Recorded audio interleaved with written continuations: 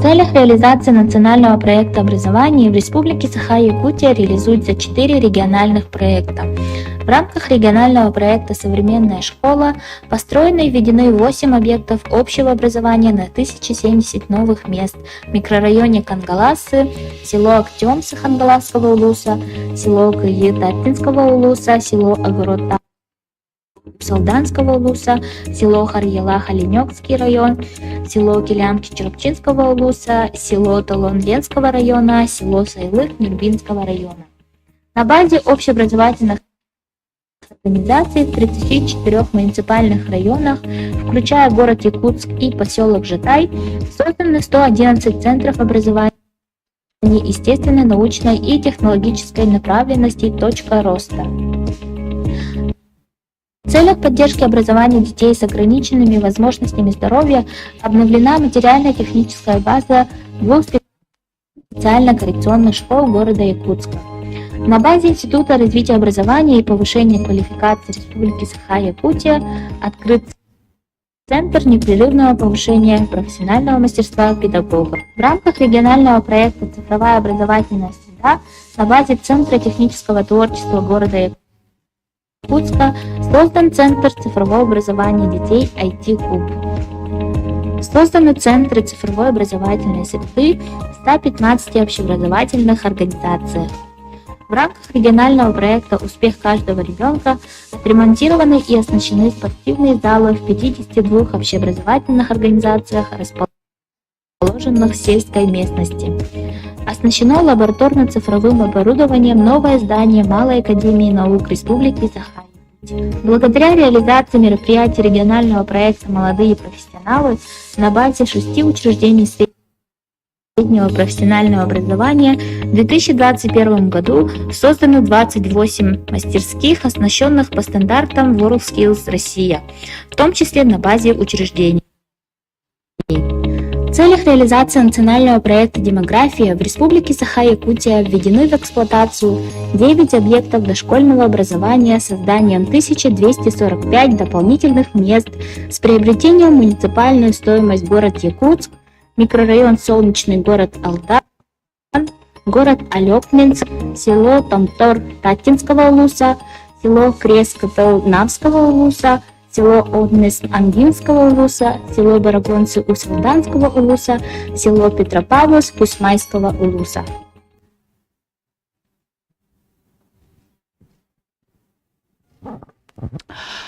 Уважаемые коллеги, дорогие подруги, мы искренне рады приветствовать вас на стратегической сессии «Национальный проект образования. Общественный вклад в развитие новых поколений» в рамках 15-го съезда женщин Якутии и Дальневосточного женского форума, посвященных столетию Якутской АССР и Году матери в Республике Саха-Якутия.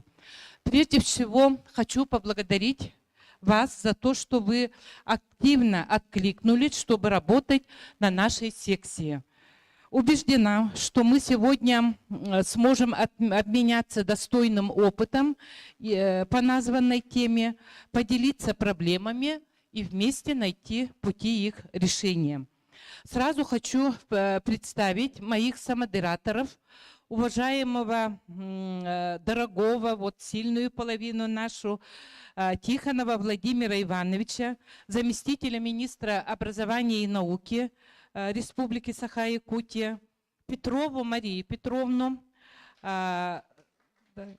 кандидата педагогических наук, председателя Общественного совета Министерства образования и науки Республики Саха-Якутия, члена Президиума Союза женских организаций Республики Саха-Якутия, делегата 15-го съезда женщин Якутии. И сегодня в зале вот мы видим известных педагогов, делегатов 15-го съезда женщин, работников сферы образования и науки Республики Саха-Якутия и представителей общественных организаций, женских организаций Республики Саха-Якутия. Вот я прошу, значит, меня понять. Вот сейчас я прочитаю вам коротенько свой доклад и вынуждена, ну, у нас совпало, а завтра мы с вами будем целый день вместе, а сегодня вот я обязана тоже присутствовать как вице-спикер на сессии парламента, в котором мы принимаем бюджет этого года, корректировку бюджета. И он хороший, в пользу образования, много, значит, денег еще увеличено. И в поддержку некоммерческих общественных организаций тоже. Так, но у меня доклад коротенький будет, да, но, значит, ну, наверное, оттуда. А затем вот мои дорогие коллеги продолжат, да? Ага. Так, у меня вот тема «Роль женщин-ученых в реализации национального проекта образования». Так. Женщин в республике, так же как и в Российской Федерации в среднем, 54% населения страны являются женщинами. В нашей республике традиционно женщины занимают активную позицию и в вопросах особенно образования и здравоохранения. И женщин-ученых тоже много именно. Вы смотрите, вот эти, пожалуйста, стат-данные. Много Вот сравнения вот даны по Дальнему Востоку, так, в целом, так. Именно женщины имеют возможность тонко чувствовать и сопереживать, и эта особенность в сочетании с профессиональной компетентностью, осведомленностью делает женское участие в вопросах образования незаменимой. Количество женщин в числе учительского корпуса, женщин-ученых растет, но об этом я попозже скажу, хотя увеличивается с каждым годом, но в данный момент есть немножко спад. Мы по праву гордимся своими научными школами, плеядой блистательных ученых, внесших уникальный вклад в цивилизационный процесс познания, определивших магистральные направления научно-технического прогресса. Ну вот вы видите, СВФУ, головном вузе республики, 12 научных школ, которые вошли в энциклопедию ведущих научных школ России. И вот видите, вот 6 из 12, 6 являются женщинами из руководителей больших научных школ. Ну, в моей научной школе подготовлено 49 кандидатов наук, 1 доктор наук, но в других может и еще больше, насколько я вот не могу за других сказать. Ну и вот в каждой научной школе есть гранты. Я в свое время получала грант Путина, грант РГНФ и международный грант в 90-х годах 2 раза. Ну вот в то время отношения были другие, совместно американский вот грант. Ну и другие, с вами в ваших районах мы работали научными консультантами и работаем. Евгения Исаевна Михайлова, вот недавно под ее руководством вот на Востоке и Сибири, Востоке, Евразии самый большой создан центр НОЦ, научно-образовательный, под ее руководством. И, значит, 6 регионов России, вплоть до Камчатки, задействованы в этом большом научном труде. Так, ну и вы всех их знаете, да? Вот. Айталина Афанасьевна вот по наноматериалам, композитам и по поэзии, поэтике жанров Максимова, Прасковья Васильевна, Пальмиру Георгиевну все знаете. Почему мы их показываем? Потому что все равно они играют большую роль в образовании, именно в сфере высшего образования. Далее, вот по вузам, следующее. Вот, по вузам мы смотрим, да, сколько докторов, кандидатов наук женщин. Вот, по вузам. Видите, это мощный потенциал Якутии. Так, дальше. Так, вот в среднем профессиональном образовании у нас тоже помедленнее, пожалуйста, СПО, обратно покажите. Так, вот еще дальше. Так, видите, да, у нас впереди по степененности женщин, а это говорит и о качестве Якутский педагогический колледж. Ну вот.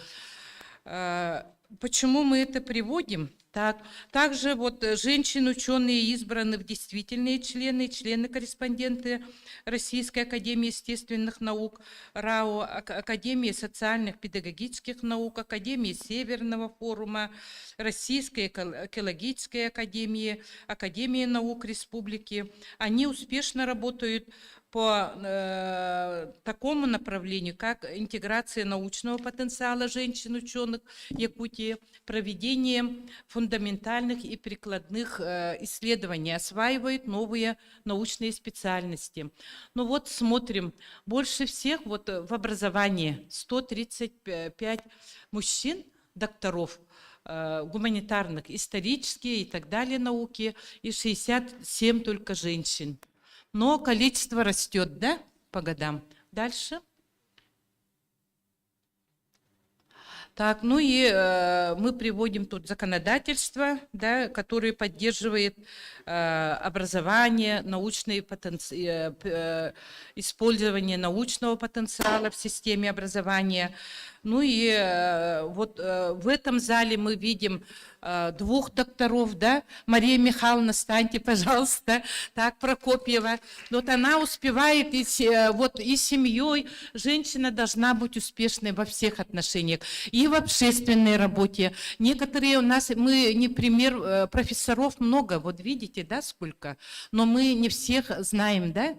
А знаем тех, которые все-таки живут интересами женщин, народа, населения, свои научные знания, все вот эти системные взгляды направляют на улучшение жизни общества, не замыкаются в своих только научных интересах. Вот Татьяна Васильевна Третьякова, пожалуйста, доктор педагогических наук, она отвечает сейчас за подготовку, руководит кузницей педагогических кадров в республике. Вот такие женщины вносят действительно большой вклад в становление и развитие современной системы образования. Так. Далее у нас в общем образовании педагогов с ученой степенью 56 человек. 56 только. В дошкольных учреждениях только 3 педагога. Так. И директора, действующие и работавшие в разные годы, вот, высокорезультативно, эффективно, Таюрская Тамара Семеновна, Кычкина Антонина Анатольевна, Андреева Клара Егоровна, Ипатьева Ольга Юрьевна, Герасимова Евдокия Ивановна, Необутова Наталья Леонидовна и многие другие. Вы видите, да, вот остепененность и результаты их работы. Вот директора лучших школ республики. Горбатюк Светлана Юрьевна, Ранеева Валентина Васильевна. Вот учителя, которые подготовили олимпиадников на международном, на всесоюзном, региональном уровне, призеров. Это Толмачева Татьяна Викторовна, Гоголева Светлана Алексеевна, вот, учительница якутского языка национальной культуры, Николаева Маргарита Николаевна, Нюрбинский район, Гуляева Елизавета Петровна, 31-я школа, Толмачева Татьяна Викторовна, 33-й школе работают. Заведующими садами работают вот как раз 3, в свое время, значит, в Горном районе работает одна, так, и Трофимова Юлия Максимова, да, работает, Трофимова Юлия Иннокентьевна в городе Якутске, Сантаева Татьяна Семеновна, вы их всех знаете же, да? Это тоже они олицетворяют не только вот образ руководителя современного, но и они используют свои научные знания, используют новые научные технологии в своей работе. Также, значит, Бурнашова Жанна Маратовна, кандидат медицинских наук, заведующая работает в городе Якутске. Среди начальников улусных управлений образования, к сожалению, только один кандидат, Сметанина Варвара Ильинична, в Горном районе. Зато вы видите, да, Горный у нас лидирует по многим направлениям. А когда сильное руководство, когда поставлено в нужном русле, на нужном уровне ключевая отрасль образования, тогда вот это сказывается на общем интеллектуальном росте, на общем росте сознания, менталитета всего района. И вот на сегодня Варвара Ильинична, я думала, она делегат, ее, может, она нет, да? А в другой, да, секции, ага. Да, ну, наверное, как кандидата наук ее вот в университет пригласили, секция науки. Вот. И, конечно, я вот только женщин привела, но вообще я придерживаюсь той точки зрения, что кандидатам, ученым не обязательно всем скапливаться в столице республики, да? Нужно им именно на местах у САХИ, как говорится, оказывать практическую, методическую помощь. И в свое время и до сих пор Верхневилюйская гимназия, почему вот такие результаты раньше были и сейчас они неплохо работают. Работал директором доктор педагогических наук Долгунов Василий Васильевич. У него работает доктор исторических наук Андреев до сих пор Никита Деевич. человек одержимый идеями, человек неравнодушный, инновационно мыслящий, хотя, да, вот по возрасту, но, значит, все равно он в ногу со временем ведет. И у них тоже много кандидатов наук. Далее, ну, наука в Республике Саха-Якутия пережила кризисные годы. И сегодня нам предстоит осуществить серьезный количественный и качественный рывок, результаты которого позволят вывести нашу республику на позиции глобального интеллектуального лидерства. Глава республики Айсен Сергеевич Николаев ставит, чтобы мы вошли в какую? Да, 15 лучших регионов, так, но мы уже близко, вот в этом году 19, так, на 19-м рывок есть, но нужно нам всем усиливать в этом направлении работу. Ну, достойное финансирование науки, создание научно-образовательных центров мирового уровня, привлечение в науку талантливой молодежи. Вот задачи, которые должны, значит, будут решены и на государственном уровне, и на муниципальном уровне должны решаться. И вы здесь сидите тоже не рядовые, вы директора, руководители, самые вот лидеры вот, своих населенных пунктов, да? Таких ярких учителей, воспитателей, организаторов дополнительного образования, значит, надо продвигать науку, поддерживать их, создавать им условия, чтобы они могли сдать кандидатские минимумы, ездили вперед, продвигали свои, значит, концепции оригинальные, да, свои уникальные методики. Я в этом надеюсь на вас. Но сейчас мир стремительно меняется, вместе с ним изменяются и требования к системе образования. Мы должны признать, что сегодня мы по многим позициям дети обогнали своих родителей, иногда и учителей. И сейчас учатся не только старшее поколение, раньше же было принято, да, по преемственности обучало младшее поколение. Теперь они, поэтому вот с учетом изменений и так далее, вот позиции, мы должны на это обратить внимание. И самое вот науки еще ахиллесова пята, мы отстаем в дистанционном образовании по технологиям. Мы учим по скайпу и в вузах, и в школе по зуму, да? А это иностранные платформы. Да? А сейчас какое время? Поэтому нам нужно разрабатывать свои стабильные, такие инновационные, информационные платформы. Дальше. И в этом женщины-ученые точно будут играть важнейшую роль и в реализации национального проекта образования, и в решении глобальных задач в интересах развития образования в республике. И я в этих случаях, конечно, думаю, что мы с мужчинами, да, их подходами, их взглядами, не только женщины-ученые, вот с помощью и мужского, объединив свой интеллект, мы должны достичь успеха в реализации такой перспективной, такой очень нужной, нужного направления, как национальный проект образования. И сейчас, значит, в настоящее время складывается уникальная ситуация, связанная с активным формированием в республике системы детских технопарков. Я думаю, вы уже экскурсии провели, да, по кванториуму, по кванториям, по технопаркам. С высокой популярностью и авторитетом среди школьников конкурс пользуется школьный патент «Шаг в будущее». И сейчас переход к развитию, спирали развития творчества молодежи, школьников, от школьной скамьи юных творцов к молодым изобретателям. Изменение форм и инструментов организации работы с детьми. Это женщины-ученые в этом самую активную роль играют, образовательной, консультационной, патентно-лицензиозной.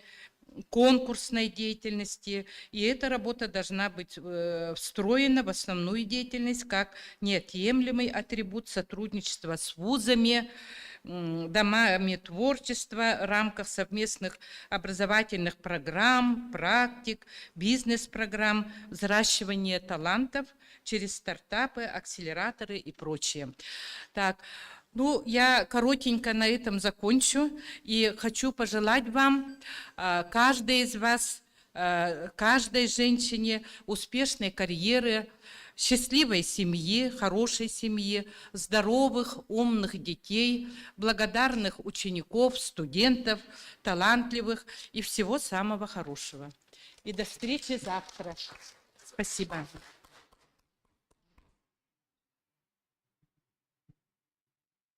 Спасибо, Антонина Афанасьевна. Очень интересное выступление. И, как вы видите, женский потенциал неисчерпаем и в научном, и в интеллектуальном плане. И сейчас разрешите предоставить слово Тихонову Владимиру Ивановичу, заместителю министра образования и науки Республики Саха-Якутия.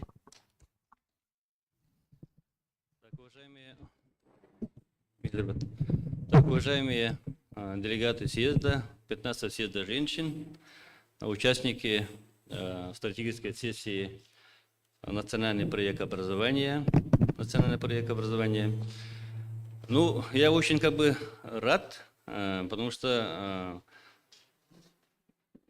на самом-то деле должна была участвовать министр образования и науки Ирина Павловна Любимова, но поскольку сегодня проходит очередная сессия Государственного собрания Ильтюмен, первые лица участвуют в этом серьезном совещании, и вот поэтому пришлось перед вами поздравлять, участвовать, модерировать, поручили мне. Вот поэтому я очень счастлив побывать в вашем окружении, прекрасной половине человечества. Ну, действительно, 15-й съезд проходит особо важное время, особо важный год, столетие основания нашей республики и в год матери нашей республики. Вот поэтому 15-й съезд женщин – это очень ответственно.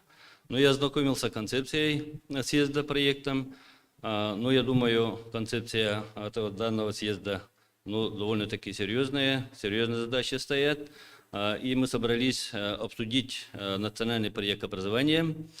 В рамках национального проекта образования мы реализуем 9 проектов, и плюс к этому еще и национальный проект демография. Мы тоже в части дошкольного образования мы тоже очень активное участие принимаем по этому проекту.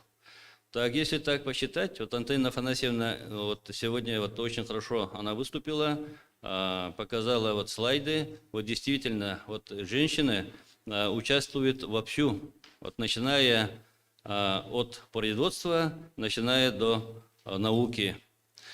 Достигает очень высоких результатов. А по нас проекту образования практически реализуется через вас, дорогие женщины, потому что в системе образования практически подавляющее большинство работают женщины, учителя. И в руководстве в системе образования тоже женщины. Вот Ирина Павловна Любимова, она тоже прекрасная половина, она возглавляет систему образования в целом нашей республики. Так, и начальник управления образования тоже большинство женщины, и директора школы тоже женщины, большинство женщин, и в обучении, и в воспитании в целом наши женщины. И вот поэтому национальный проект образования, она начиналась с 2019 года и до 2014 года. Мы практически дошли до половины. В это время, как отметила Антонина Афанасьевна, мы действительно достигаем больших таких серьезных успехов. Тут задача стоит через национальные проекты через национальный проект образования мы должны войти, вот Российская Федерация должна войти в десятку лучших по качеству образования в целом по стране, по миру. Так, а наша республика должна войти в 15 лучших регионов в Российской Федерации. Ну, практически мы уже близко, 24-й год не за горами, и вот поэтому мы двигаемся уверенно, слаженно, одной командой. Ну, надеемся на вас, дорогие женщины, потому что национальный проект образования, она внедряется через наших женщин. Поздравляю еще раз с съездом, 15-м съездом женщин. Желаю крепкого здоровья, творчества и успехов. И сегодняшняя площадка, чтобы она проходила на высоком организационном уровне. Спасибо.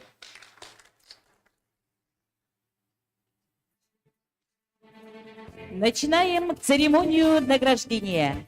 За заслуги в области образования, вклад в социально-экономическое развитие республики наградить благодарственным письмом заместителя председателя правительства Республики Саха-Якутия Вдовенко Светлану Владимировну, заведующую сектором государственного бюджетного образовательного учреждения высшего образования Высшая школа музыки Республики Саха-Якутия имени Василия Афанасьевича Бойсикова, город Якутск.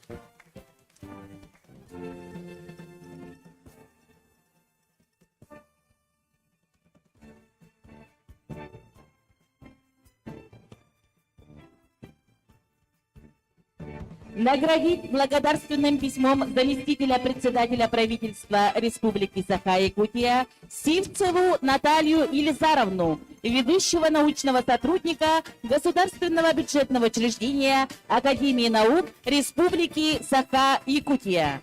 Заместитель председателя правительства Сергей Мясников.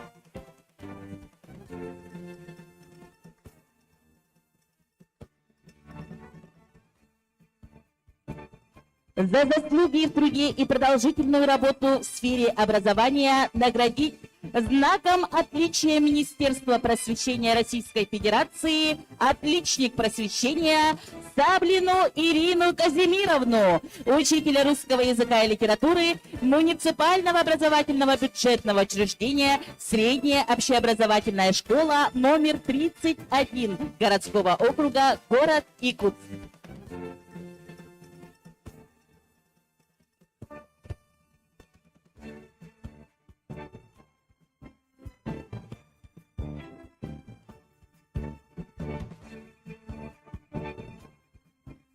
За добросовестный труд, достижения и заслуги в сфере образования наградить нагрудным знаком почетный работник воспитания и просвещения Российской Федерации Шарину Изабеллу Николаевну, начальника отдела государственного бюджетного учреждения Центр мониторинга качества образования Министерства образования и науки Республики Саха-Якутия.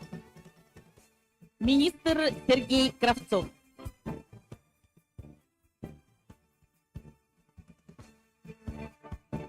За преданность делу воспитания и обучения подрастающего поколения, многолетнюю добросовестную работу в системе образования наградить нагрудным знаком «Отличник системы образования Республики Саха-Якутия» Постникову Анну Ивановну, директора частного центра развития ребенка «Узнавайка» городского округа Якутск, министр Ирина Любимова.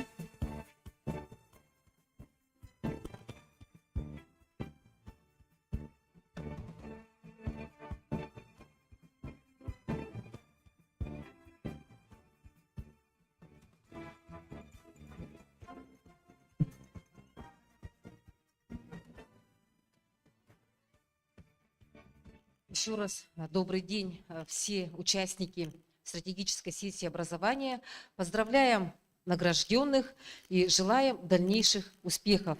И мы, конечно, рады тому, что эта сессия у нас заработала в смешанном формате, как в очном, так и в удаленном, что дает возможность широкого участия не только из города Якутска и близлежащих улусов, но и по всей республике.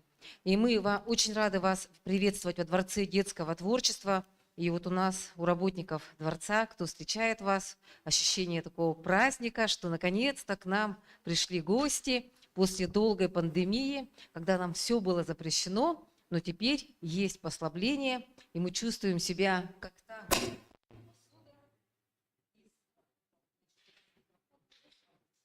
Посуда из...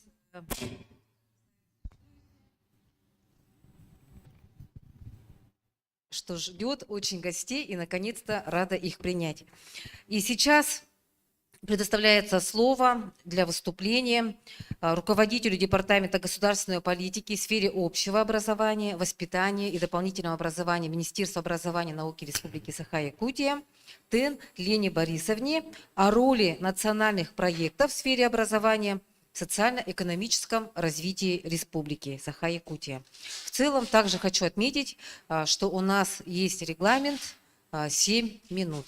Пожалуйста, Лена Борисовна у нас подключается через Zoom. Добрый день, уважаемые коллеги. Я надеюсь, что меня слышно, да?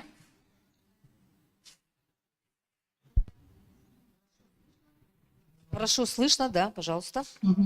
Прежде всего, конечно, я хочу поздравить всех женщин наших, да, нашей республики с таким знаменательным событием, 15-м съездом женщин республики.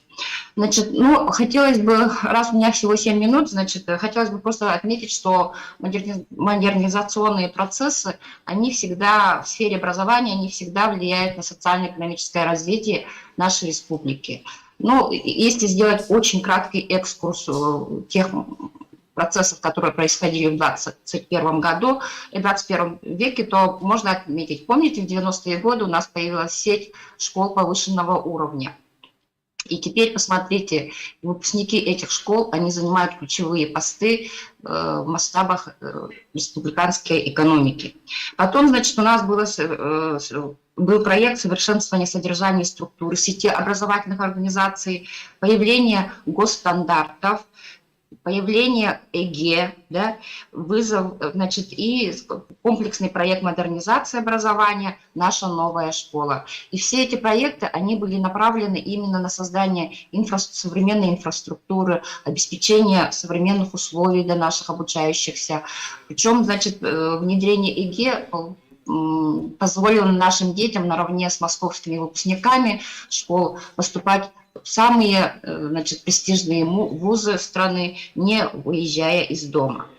Но надо отметить, что национальные проекты, они намного глубже и масштабнее, чем все предыдущие, потому что, значит, эти проекты, они реализуются очень комплексно. То есть по каждому проекту здесь у нас вот в сфере образования реализуется 6 проектов: современная школа, цифровая образовательная среда, успех каждого ребенка, молодые профессионалы, создание 15 мастерских для подготовки кадров, поддержка семей, имеющих детей. И внутри них они все реализуются очень комплексно. То есть здесь обновляется и инфраструктура, и кадровое обеспечение осуществляется, и содержательно меняется. Следующий слайд, пожалуйста. В рамках современной школы, значит, первым проектом, наверное, самым функциональным и многозатратным является создание новых мест в общеобразовательных учреждениях. По данному проекту у нас в республике будет построено в 2019-2021 году 8 школ. Здесь вы видите фотографии, что именно они, которые обучаются в городской местности. Так, следующий слайд. На следующем слайде, значит, вы видите, наверное, самый такой востребованный и шумящий, громко шумящий по всей республике, но и России проект – это Центры образования цифрового и гуманитарного профиля, раньше называлось «Точка роста». Да? И вы видите, что за 2019-2024 годы в республике будет создан 491 центр точки роста. Видите, вот то, что мы пока сделали за 3 года, уже усеяло красными флажками всю нашу республику. Посмотрим следующий слайд, где написано, значит, разъясняется, для чего же создается точка роста. Это прежде всего модернизация материально-технической базы сельских школ. И плюс еще здесь, конечно, содержательная часть. Значит, точки роста, вы сами знаете, те, кто вообще во всех вузах, они у нас уже появились, значит, они состоят из двух функциональных зон. Это кабинет формирования естественно-научных и технологических компетенций по предметам биология, химия, физика, технология, то есть политехническое направление. Да? И второе, это для дополнительного образования, то есть открытое пространство, которое именно оно очень быстро переформируется, и здесь появляются новые зоны, которые могут выполнять роль и общественной жизни школы, иногда шахматную гостиную, иногда медиа-зону, иногда медиатеку. Далее. Следующий проект, который реализуется с 2020 года, то есть в 2019 году он не реализовался, это поддержка образования детей с ограниченными возможностями здоровья.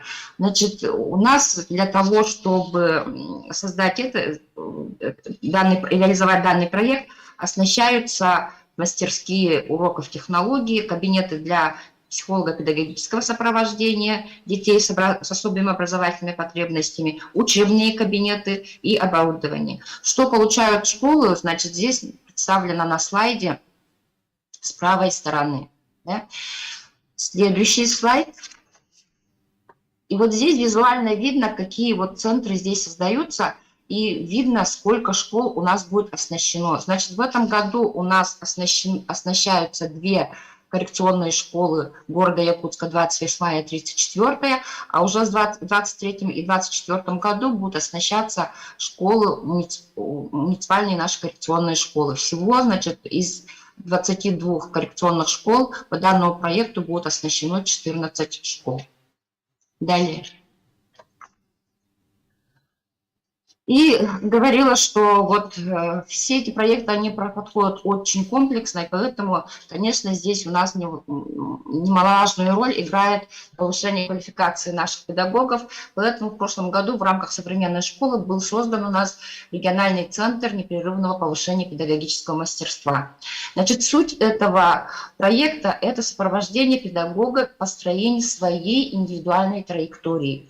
То есть поэтому здесь работа здесь очень скрупулезная, ведется она, вернее, центр этот создан на базе Института развития образования и повышения квалификации, и уже в 2021 году, как вы видите с правой стороны, значит, 1834 педработника и 1340 управленческих кадров повысили квалификацию именно по данной модели. Я думаю, что именно вот этот проект, он является подспорьем для всех других национальных проектов в сфере образования, потому что в рамках современной школы, успеха каждого ребенка, наши педагоги повышают теперь квалификацию и на базе данного центра непрерывного педагогического повышения педагогического мастерства. Следующий слайд. Один тоже очень востребованный проект – это целевая модель цифровой образовательной среды, значит, которая создается в образовательных организациях и СПО. Как вы видите, значит, всего за 2019-2023 год такие центры ЦОС будут созданы 405 таких центров цифровой образовательной среды. Следующий слайд. Здесь уже расписано по годам, сколько, значит, у нас школ, СПО и так далее, и что они получают. Они получают, значит, ноутбуком, принтеры, компьютерные мыши, что позволяет детям тоже, значит, окунаться в мир современных технологий. Далее.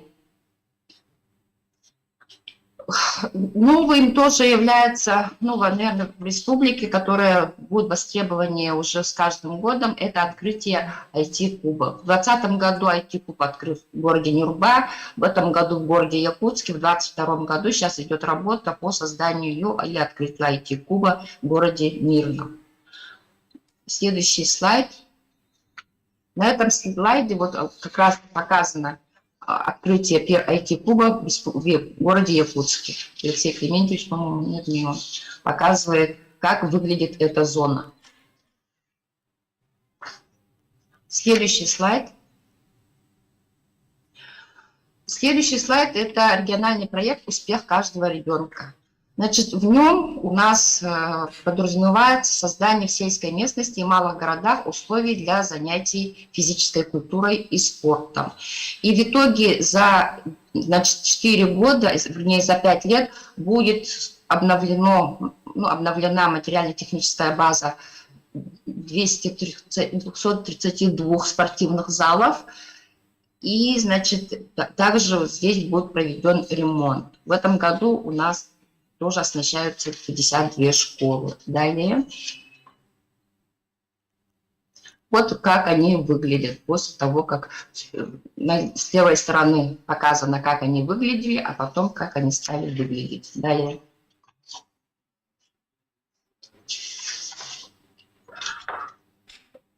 В успехе каждого ребенка очень важным проектом является Центр одаренных детей, который реализован в 2021 году.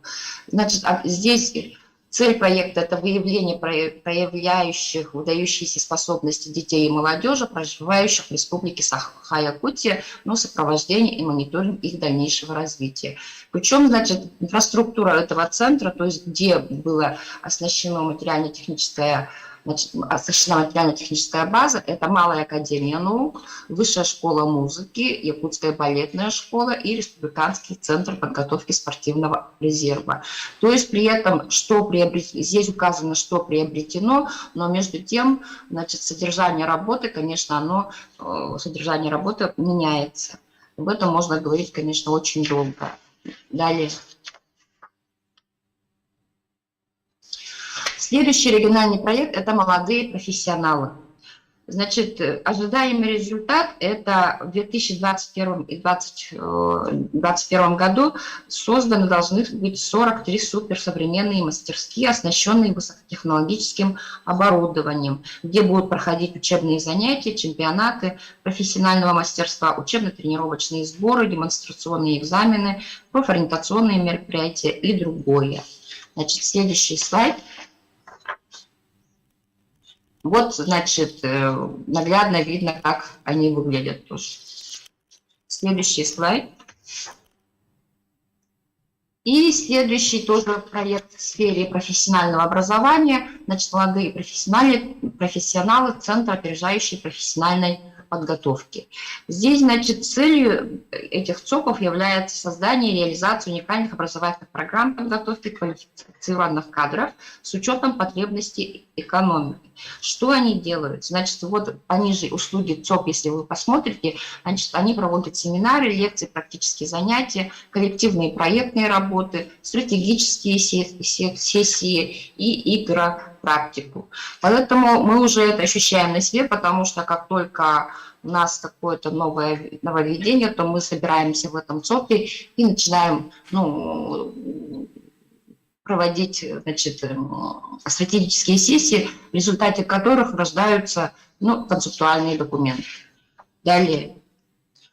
И на следующем слайде показано, что же будет в рамках современной школы, какой план на 2022 год. Вот по современной школе, значит, у нас будут реализовываться 4 проекта, Первое – это создание новых мест в общеобразовательных организациях. Второе, значит, это создание центров точки роста, 110 у нас будет. Реализуется земский учитель тоже в рамках данного проекта. Значит, их у нас в этом году 15 мест, квоты составляет. И поддержка образования детей с ОВЗ, значит, две организации, как уже сказала, это 28-я и 34-я спецкоррекционные школы города Якутска. По цифровой образовательной среде мы тоже вот видим, что работа продолжается, по успеху каждого ребенка также продолжается, но здесь появляются новые направления создания новых мест в образовательных организаций различных типов для реализации дополнительных общеразвивающих программ для направленностей. Значит, это у нас работа уже началась с муниципалитетами, ну и молодые профессионалы, в каких техникумах у нас, значит, создаются мастерские. Ну и заканчивая свое выступление, следующий слайд, пожалуйста. Хочу сказать, что все вот эти проекты, они направлены на повышение качества образования. Причем приоритетные направления, вызванные вызовами времени, и которые будут иметь, конечно, роль в развитии социально-экономического развития республики, нашего региона. Еще раз, у нас совершенствуется инфраструктура сферы образования, создаются современные условия. Значит, детям прививаются навыки цифровой трансформации, выравниваются условия для получения качественного образования обучающимся сельских школ.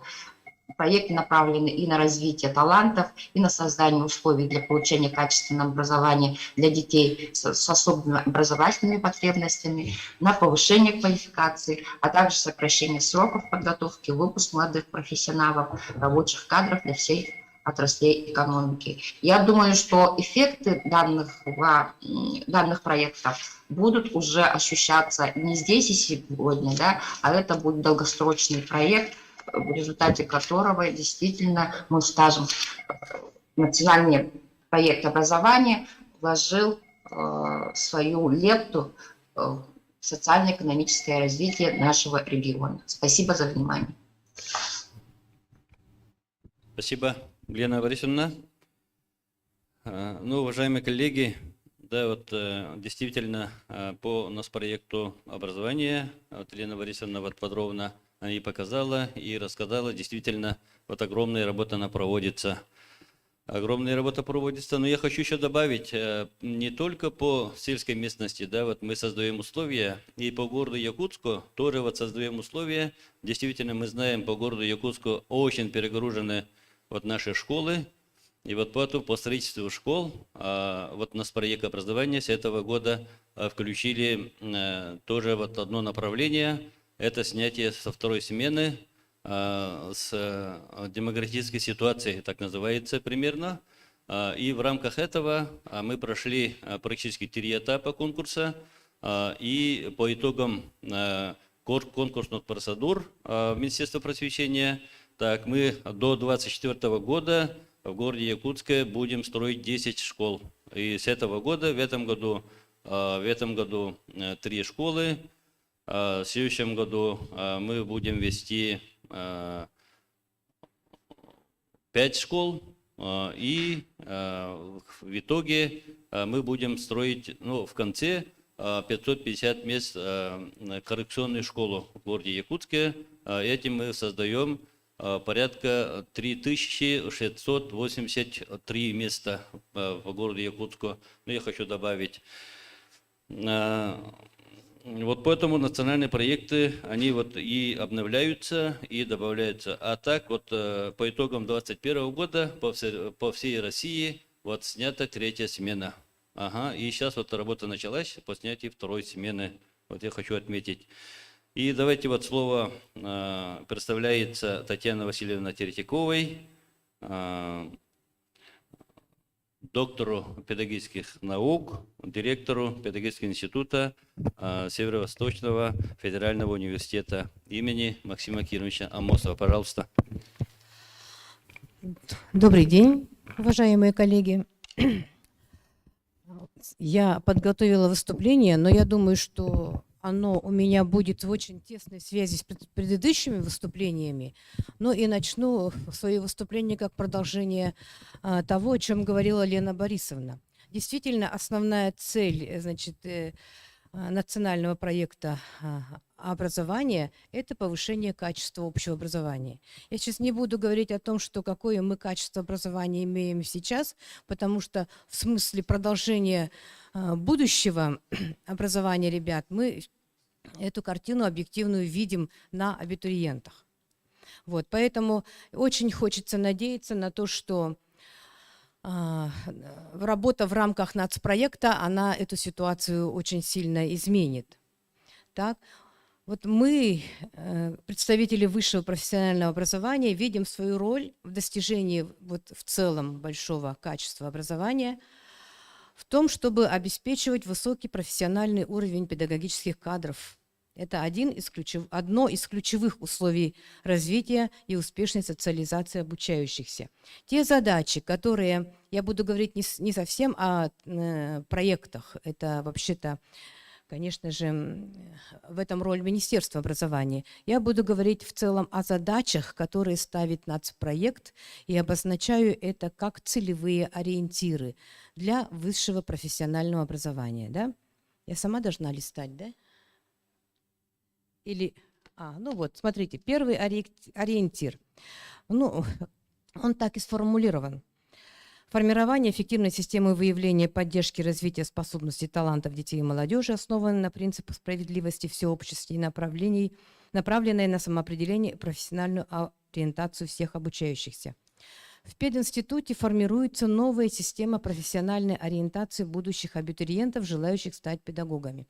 И эта работа никак не может быть эффективной без консолидированной помощи педагогов-учителей. Сами понимаем, да, все коллективно. Поэтому я сейчас обращаюсь к учителям всей республики с предложением: подготовим себе замену, поставим себе цель в течение профессиональной карьеры подготовить одного будущего учителя, хорошо мотивированного на качественную педагогическую деятельность. Наша педагогическая карьера длится в течение достаточно длинного времени. Но если учитель физики подготовит одного очень хорошего учителя физики, каждый, а учитель литературы, замечательного учителя литературы, то проблема кадров у нас будет решаться. Это будет работа на будущее. Вот это предложение я очень прошу довести до всех школ. В пединституте начала работу виртуальная школа будущего педагога, поступление в которую совершенно упрощено через сайт пединститута. Тут школьники получают первоначальные сведения о педагогике и психологии, с ними ведется профориентационная работа, знакомство с профессией. При успешном завершении виртуальной школы, значит, выпускники, подающие документы на поступление на педагогические специальности, не обязательно только в пединститут, но и на учителя физики, математики, истории и так далее, они получат дополнительные 5 баллов при поступлении, если будет свидетельство виртуальной школы. Мы это тоже просим разъяснить школьникам 8, 9 и 10, 11 классов, которые мотивированы на получение педагогической профессии. Виртуальная школа уже работает, поэтому, пожалуйста, обращайтесь. Ну, в целом, профориентационная работа реализуется посредством организации деятельности базовых кафедр пединститута в школах и детских садах. И их число можно тоже расширять. У нас работает профориентационный марафон, педагогический отряд «Дар». Вот, мы стараемся подключить все школы к нашей общей работе. Следующий, значит, второй ориентир – это модернизация. Пролистаете, да? Второй ориентир – это модернизация профессионального образования, в том числе посредством внедрения адаптивных, практикоориентированных и гибких образовательных программ.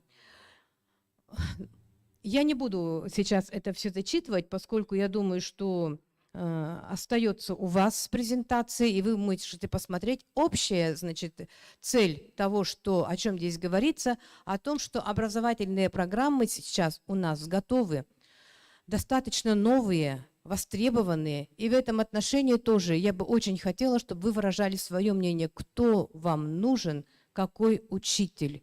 Учитель, владеющий 2 профессиями, разными профилями, чему мы должны учить учителей начальных классов, дошкольников и так далее. То есть нам нужна обратная связь от вас. Мы считаем необходимым, значит, чтобы велась работа по соотнесению ВГОСов высшего, среднего и высшего профессионального образования, общего образования, да, чтобы найти общие точки соприкосновения. Ну, вот примерно об этом этот слайд. Третий ориентир, читаю. Создание к 2024 году современной и безопасной цифровой образовательной среды, обеспечивающей высокое качество, доступность образования всех видов уровней в рамках проекта «Цифровая образовательная среда». Лена Борисовна говорила о том, что в рамках этого проекта, значит, в рамках этого проекта в школах создается хорошая, доступная цифровая среда. То есть есть возможность нам общаться вот в виртуальном мире. Видите, написано, да, что разработана и поступательно вводится в работу проект «Цифровая образовательная экосистема». И у нас тоже начала функционирование школа педагогики.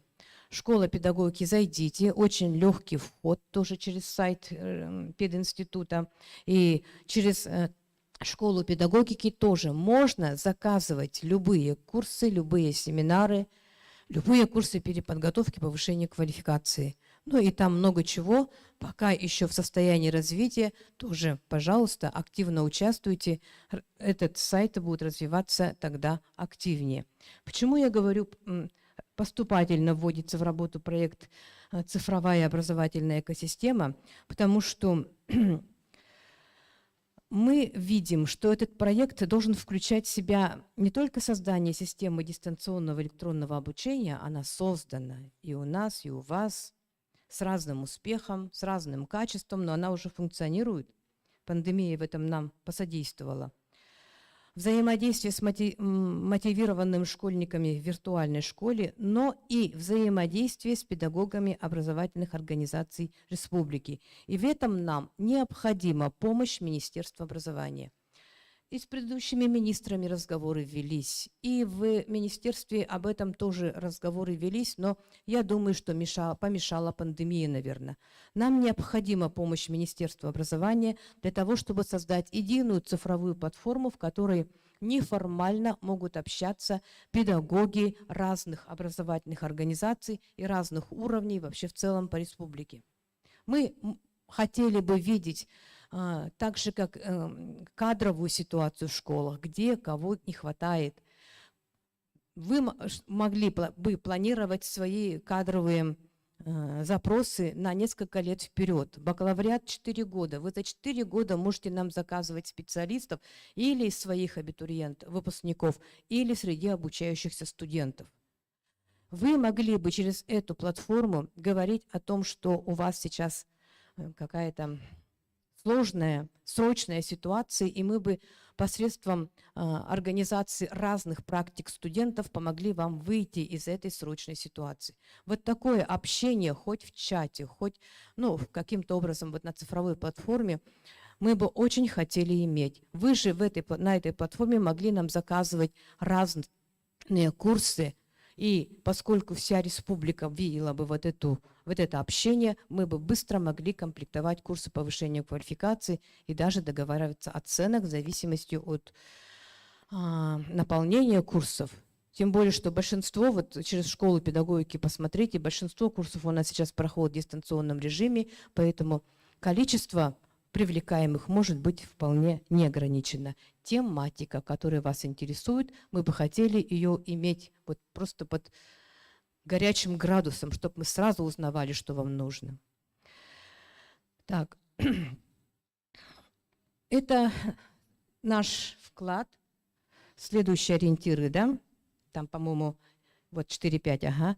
Задача нацпроекта — внедрение национальной системы профессионального роста педработников, охватывающей не менее 50% учителей общеобразовательных организаций. И второй — формирование системы непрерывного обновления работающими гражданами своих профессиональных знаний и приобретение ими новых профессиональных навыков, включая владение компетенциями в области цифровой экономики всеми желающими. Вот. Опять долго говорить не буду, там, в общем-то, написано то, что я уже проговорила. Заявки, ваши проявленные желания, ну и каким образом это не имеет значения. Или через учебно-методический центр, или через школу педагогики, даже по телефону, кому это нужно. Следующий ориентир звучит так. Реализация программы психолого-педагогической, методической, консультативной помощи родителям детей, получающих дошкольное образование в семье. Здесь у нас работают федеральные проекты поддержки семей, имеющих детей, и проект возвращения воспитания в систему образования через развитие программ воспитания образовательной организации. Ну, это, я думаю, что школу уже восприняли как поручение, обязательно к исполнению. Вот эти проекты очень востребованы, и мы абсолютно согласны с тем, что воспитание должно вернуться в систему образования, и в содержание нашего образования мы включаем этот контент по воспитательному процессу. по повышению воспитательного влияния педагога. Мы сейчас имеем общежитие на Губина 5, знаете, наверное, да? Но пока 2 года мы им не можем пользоваться, но я надеюсь, что после 1 сентября он опять войдет. У нас большая задача — создание образовательной, педагогической среды, которая будет воспитывать личность педагога именно с учетом вот этих дел. Уметь общаться, которые они потом передадут школьникам, уметь создавать новое, ну и так далее. Так, ну и еще я бы хотела сказать, что пединститут стал базой для формирования системы внешней независимой сертификации профессиональных компетенций. Вы знаете, что эта работа идет в целом по всей Российской Федерации, да? Такой центр у нас создан с ИВФУ, в целом по университету. В настоящий момент в том числе ведется работа и с педагогами. Поэтому пединститут есть база для этого. В будущем, значит, она должна стать основой для создания новой системы аттестации.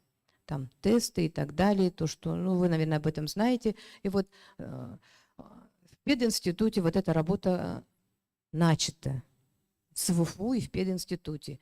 Вот это по тем задачам, которые мы должны реализовывать, сразу, наверное, вы понимаете о том, что ни одна из этих задач не может быть решена эффективно, неформально, без взаимодействия с вами. Ну а в конце я бы хотела все-таки несколько слов сказать в связи с выступлением Антонины Афанасьевны.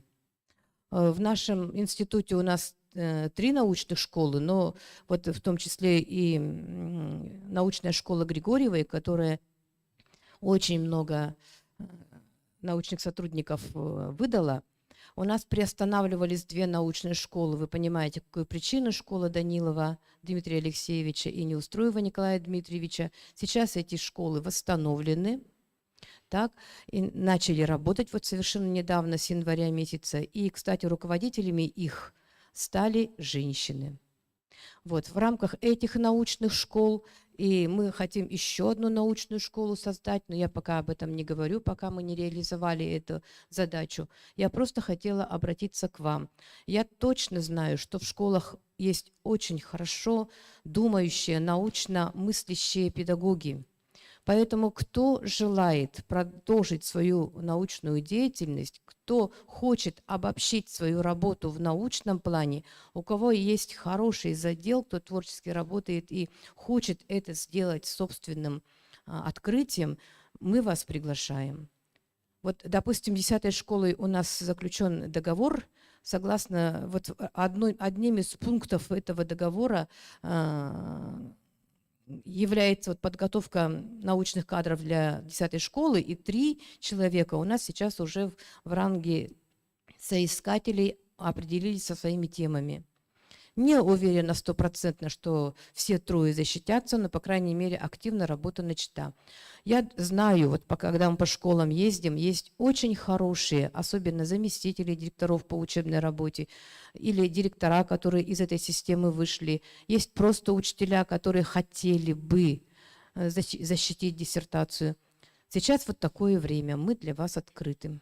Пожалуйста, и будем рады, если вы к нам с этим вопросом как-то проявитесь. Спасибо за внимание.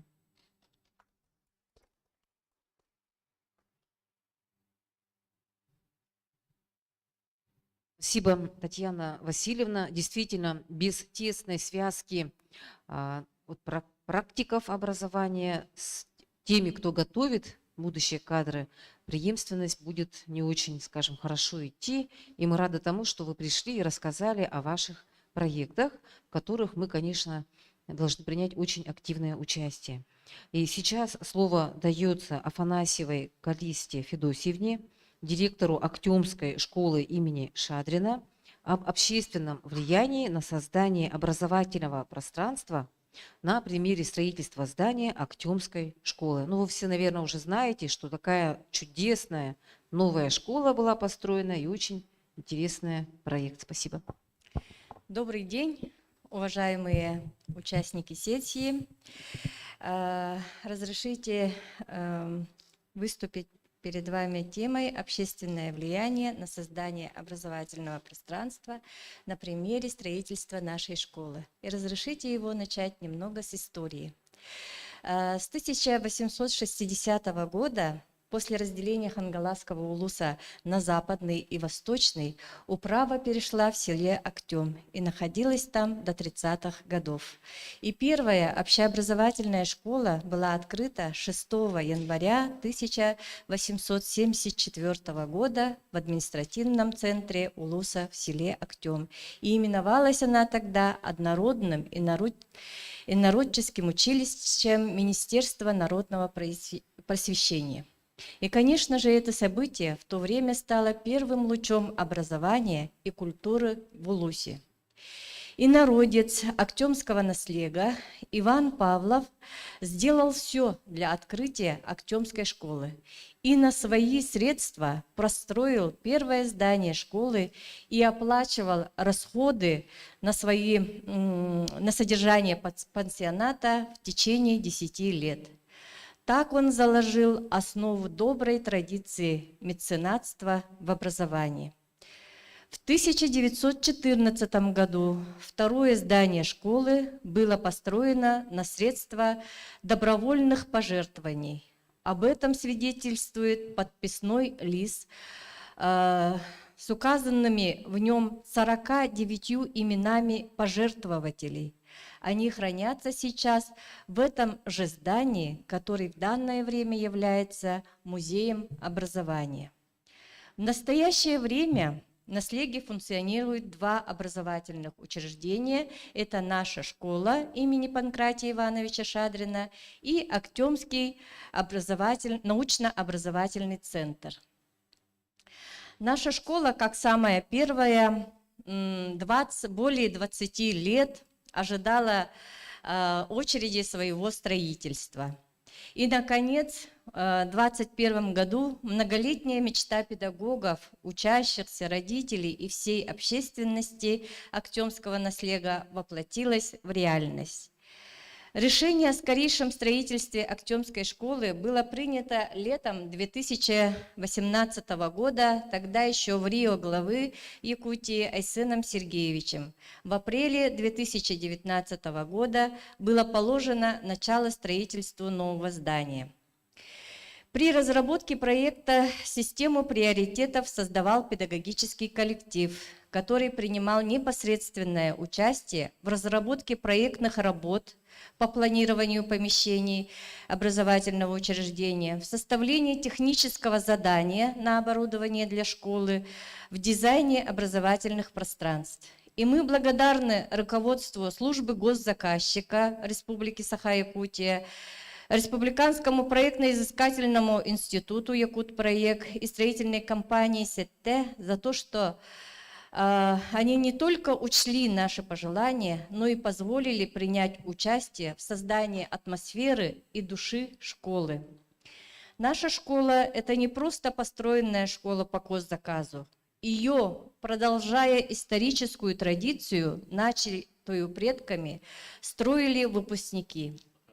Особую благодарность мы хотим выразить выпускникам школы разных лет. Михаилу Анатольевичу Осипову, наверное, вы его все знаете, да? Дмитрию Александровичу Семенову, Гаврилу Юрьевичу Андрееву и Андрею Джуровичу Данилову. Без них, значит, строительство школы, возможно, было бы и невозможным. Призыв педколлектива «Вместе мы сила» еще в самом начале строительства был подхвачен и поддержан всеми выпускниками нашей школы. Например, компания Ситникова Николая Ивановича, выпускника 1986 года, выполнила электромонтажные работы и установила автоматическую систему управления школой. Елисеев Василий Варильевич, он выполнил все монтажные работы по сантехнике. Подрядная организация Ситникова Ивана Ивановича, выпускника 1993 года, провела вентиляционные шахты. Бригада Наговицына Елена Радмаевича, выпускника 1986 года, возвела стены школы.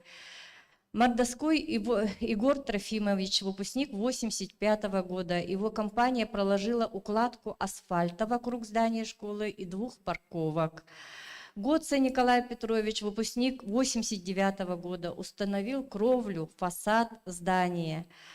Олег Юрьевич Фомин, выпускник 2003 года, подключил поливочное оборудование к водопроводу по уходу за газонами. Нынешние учащиеся 11 класса работали все лето по посадке газонов и деревьев. Всего в строительстве нового здания школы активное участие приняли более 40 выпускников, ставших профессиональными строителями и вложивших в создание нового здания все свои знания, умения, как это бывает, когда строишь свой собственный дом. Строителям удалось воплотить всю идею нашего педагогического коллектива, и мы организовали такое образовательное пространство, в которое попадаешь уже со двора нашей школы. Так, вот как я уже сказала, на 2,5 га посажены газоны вместе с работниками якутского ЯНИСХа, и посажены различные деревья, то есть уже начиная с порога дети узнают, как будет перезимовывать эти газоны, как надо ухаживать за различными растениями. И войдя уже в здание школы, каждый уголок, каждая рекреация, она является образовательным пространством. То есть можно проводить различного рода дополнительные занятия. Как-то мы хотели уйти немного от классно-урочной системы для проведения дополнительного задания. Библиотека у нас тоже очень уникальная. Да? Кроме этого, в сентябре перед открытием школы выпускниками прошлых лет были посажены саженцы яблони, черемухи, акации и сирени, согласно разработанному ранее учащимся и педагогами проекту «Сквер выпускников» в память о снесенном здании. Кроме этого, выпускники инициировали спонсорскую помощь, и 12 выпусков и 9 меценатов школы внесли свой вклад в размере 2 миллионов рублей, и эти средства были направлены на приобретение оборудования для развития школы. Так, вместе с общественностью в лице выпускников мы построили школу-сад, отвечающий всем современным требованиям школы. Школу мечты, школу будущего. И я уверена, что новое здание знаменует начало новой, яркой вехи в развитии актемского наследия. И разрешите вот вам показать видеоэкскурсию, буквально на минуточку, что у нас получилось.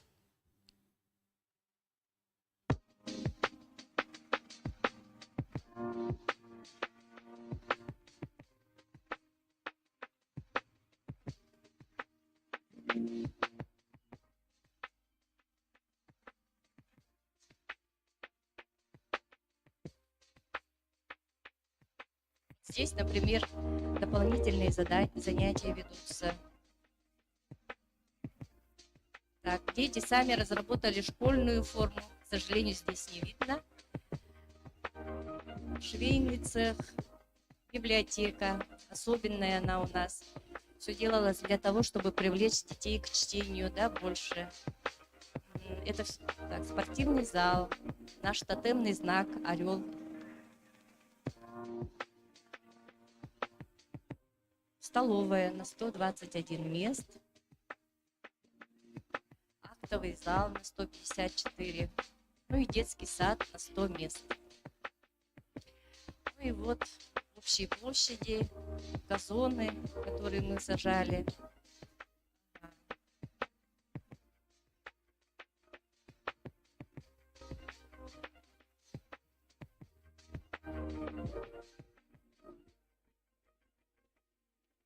Так, ну и в конце хотела вам показать альбом. Благодарность за то, что выпускники нам столь помогали. Мы сделали вот такой вот очень красивый альбом для них.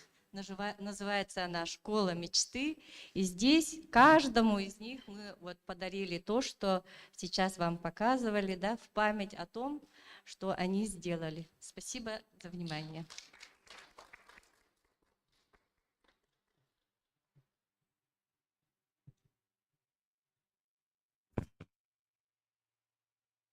Спасибо, Калиста Федосевна. Действительно, мы посмотрели и услышали школу мечты, под которой построили выпускники Актемской средней школы. Вот во главе Андреем Юрьевичем, это ОСТ. А ОСТ вот действительно вот строит очень красивые, качественные школы по всей нашей республике. И не только школы, он и строит и жилые дома. Но очень отрадно, что вот по направлениям работы вот действительно забрались выпускники той школы, вот Актемской, и вот подарили вот родному поселку, от коллектива школы, родителям, детям очень красивую школу. Действительно, школу мечты. Вот я спрашиваю, вот вы, ребята, вы построили очень красивую школу, выпускники вот подарили от родному поселку. Действительно, вы патриоты, а вы-то учились в старой школе, в деревянной. Ну, я помню, потому что вот стояли, да, вот в старой школе и вот изучали вот проектно-сметную документацию. Ну, одна вот агрошкола, и там как бы обсудили, вот где бы еще добавить, что вот были площади для агрошколы. Ну, так же было, да? Вот совсем недавно было. Вот видишь, вот сегодня мы видим очень красивую школу. Так, вот ребята говорят, вот вы мечту как бы исполнили, да, вот как патриоты, как выпускники, вы действительно вот получили образование, и вы достигли таких высот, что вы построили в поселке, это вот в районе, красивую школу. А вот те выпускники, те учащиеся, вот, которые вот этой школе обучаются, вот они что сделают?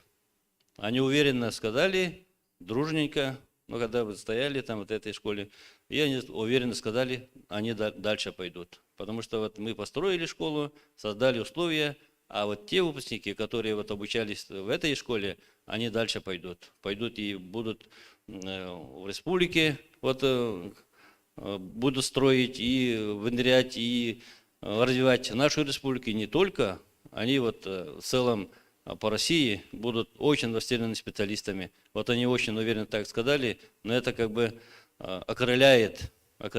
Ну, дай Бог, что вот эта школа, что выпустила вот таких выпускников, которые вот те ребята, которые построили, они действительно гордились построенной школой и своими земляками, братьями и так далее. Спасибо. Ну, давайте слово предоставляется Захаровой Анастасии Алексеевне, руководителю Центра развития профессиональных компетенций Государственного автономного учреждения дополнительного профессионального образования в Республике Саха-Якутия. Пожалуйста.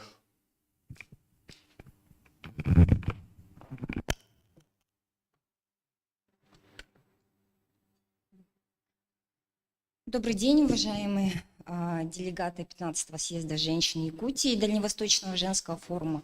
Хочу вас поприветствовать сегодня с таким знаменательным днем, да, и также поздравить вас с наступающим первым весенним праздником, да, женским. И сегодня как бы мое выступление – это гендерные аспекты развития экспертного сообщества.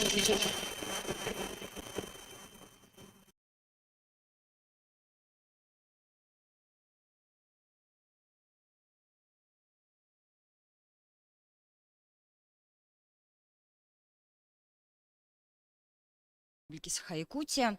Ну, в эпоху глобальной конкуренции, высокой такой неопределенности нашего будущего с вами, да, все-таки самым главным является это у нас человеческий капитал, да, становится как бы важнейшим фактором развития всей экономики и всего общества в целом. Также это является решающим таким для модернизации экономики. Соответственно, образование в современной экономике должно рассматриваться не как затратная сфера, а как инвестиционная сфера, которая определяет масштаб экономического роста. В этом ключе система среднего профессионального образования, она у нас призвана обеспечить экономику страны квалифицированными кадрами, решив главный вопрос, каких специалистов готовить нам, да, в каком объеме и в какое время. Сейчас вот у нас представлена система, сеть образовательных организаций, да, именно профессиональное образование образовательных организаций. Вся эта система СПО у нас по республике, она является одним из лидеров в сфере подготовки рабочих кадров в Дальневосточном федеральном округе и Арктической зоне Российской Федерации. В данный момент в регионе у нас насчитывается 43 профессиональные образовательные организации, в том числе это у нас получается 40 организаций, это государственные, да, и 3 негосударственных. По территориальному охвату здесь у нас на карте видно, да, то, что образовательные организации, они составляют более 74% всей республики. На данный момент у нас общий контингент обучающихся насчитывает более 24 тысяч студентов, где они обучаются по 199 профессиям и специальностям по 8 основным направлениям. И в год выпускается порядка 6 тысяч человек. За последние годы всего открыты в соответствии с потребностями рынка труда 31 новая специальность и профессия. Ну и чтобы поднять в свое время, да, уровень конкурса для поступления и привлечь абитуриентов, чтобы достигнуть данных цифр, да, в профессиональной образовательной организации 8 лет тому назад нам крайне необходимо было актуализировать механизм кадрового обеспечения и популяризации рабочих профессий на основе международных стандартов. И таким инструментом стало движение «Молодые профессионалы» WorldSkills Россия, в которое в 2013 году республика у нас вступила. Тогда мы еще начинали первый региональный чемпионат у нас проходил по 6 компетенциям, то сейчас, допустим, за последние 3 года мы расширили перечень компетенций от 60 до 138 компетенций. Если сравнивать, допустим, прошлый год, 9-й открытый региональный чемпионат и 10-й открытый региональный чемпионат, да, у нас ежегодно увеличивается количество компетенций, они у нас проводятся по 3 возрастным категориям, это молодые профессионалы, юниоры, и навыки мудрых, это 50+ категория. Организаторами соревновательных площадок тоже ежегодно у нас увеличивается в связи с тем, что у нас не только на базах профессиональных образовательных организаций, да, мы проводим чемпионат, но также еще образовательные организации, это школы у нас подключаются. Допустим, по агрономии у нас в категории юниоры организаторами является Хатасская школа, да, по кровельным работам по металлу в категории юниор это 14+, это у нас 25-я школа, да, они уже как бы ввели данную компетенцию, сами были инициаторами этой компетенции, да, и организовали уже эту площадку уже более 3 лет. Ежегодно у нас участники тоже увеличиваются, даже в 2020, ну вот если в этом году, 10-й открытый региональный чемпионат, даже пандемийные условия, да, ограничительные меры, они не позволили там снизить количество конкурсантов, да, конкурсанты, они наоборот были рады, да, у нас площадки всегда проводятся, ну, допустим, 2 года подряд, 2020 и 2021 год, мы провели региональный чемпионат.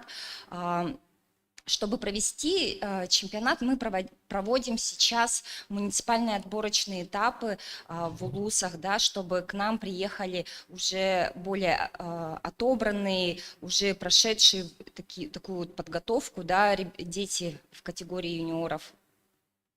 И по итогам вот региональных чемпионатов мы выходим уже на отборочные соревнования, да, и итоговые соревнования по компетенциям, которые они принимают в финале. Вот здесь у нас данные представлены за прошлый год. Наши конкурсанты участвовало 116 конкурсантов по 94 компетенциям. Мы также организовывали уже у себя в регионе соревнования отборочные по 6 компетенциям. К нам со всей Российской Федерации приехало более 300 конкурсантов. И вот начиная категория юниоров у нас началась еще, как бы предысторию расскажу, да, то, что категория юниоров ввелась у нас с 2018 года, да, она дает возможность выявить по-настоящему талантливых и одаренных детей из разных уголков нашей большой республики. Ну и здесь я, наверное, укажу наглядный такой пример. Это у нас девочка с Момского района, Федорова Александра, по компетенции парикмахерское искусство, да.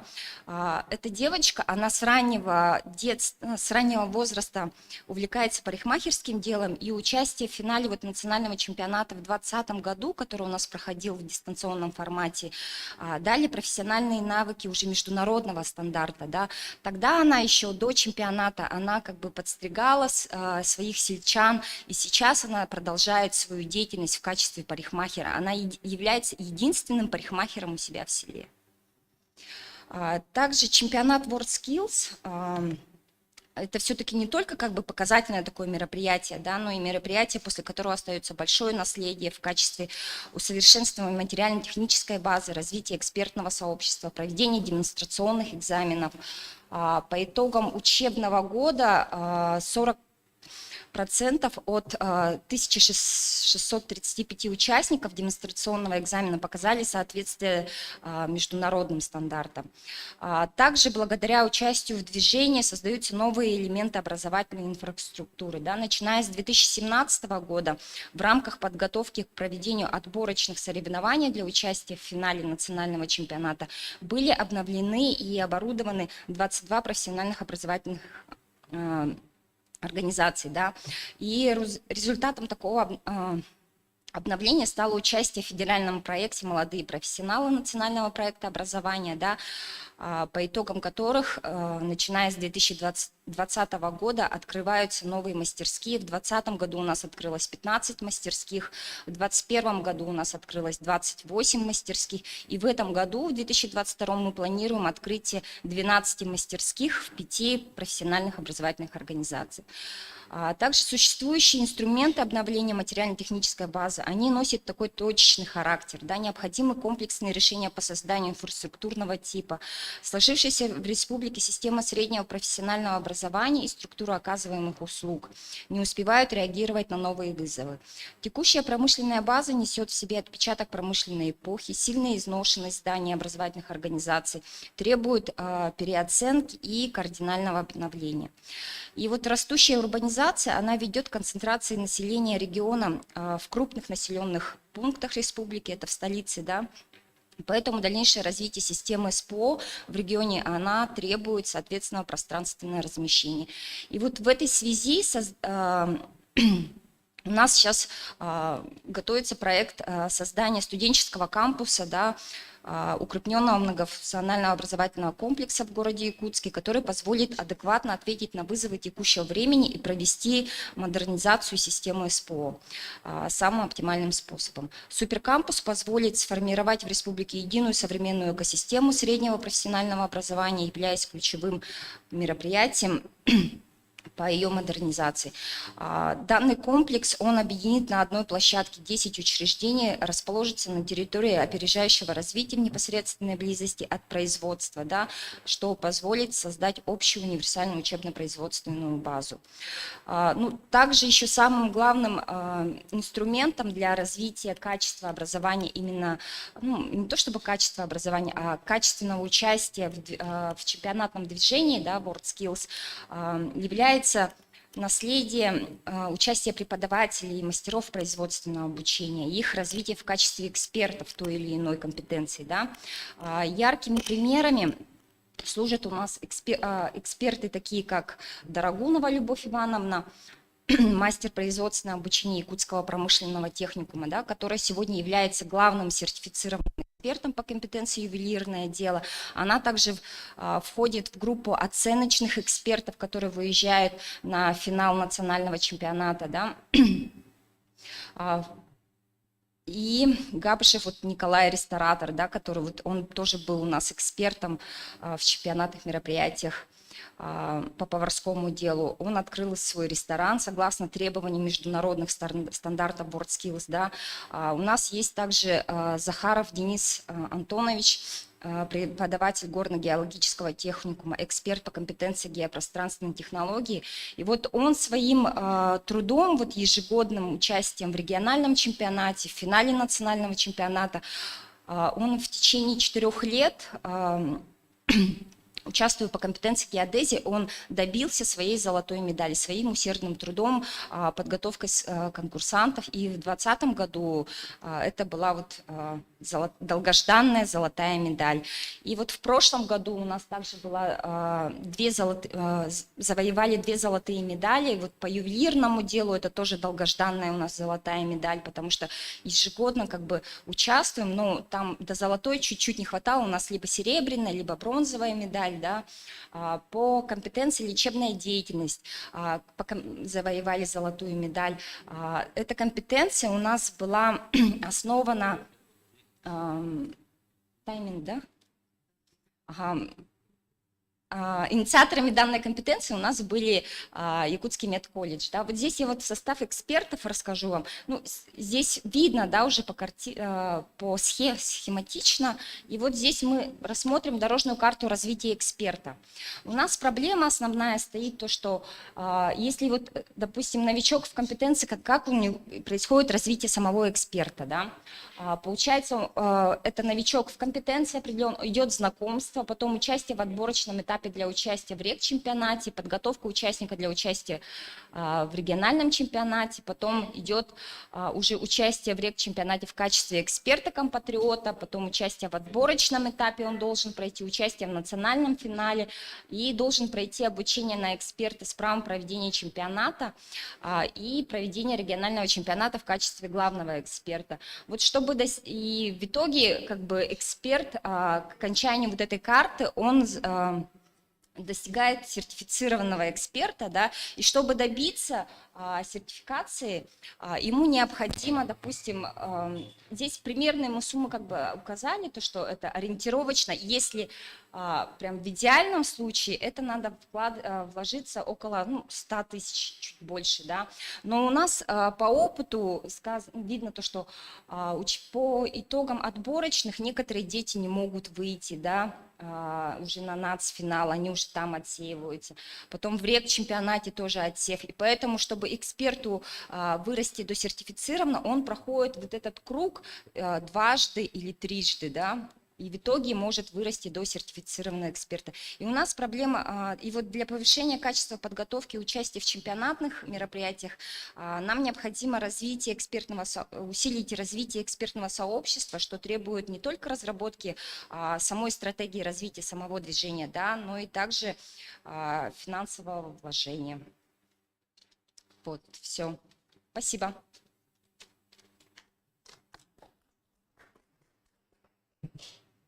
Спасибо. Так, сейчас слово дается Наталье Викторовне Давиденко, заместителю председателя Женсовета Нерюнгринского района, директору средней общеобразовательной школы номер 15 о роли общественных организаций в реализации цели национального проекта образования.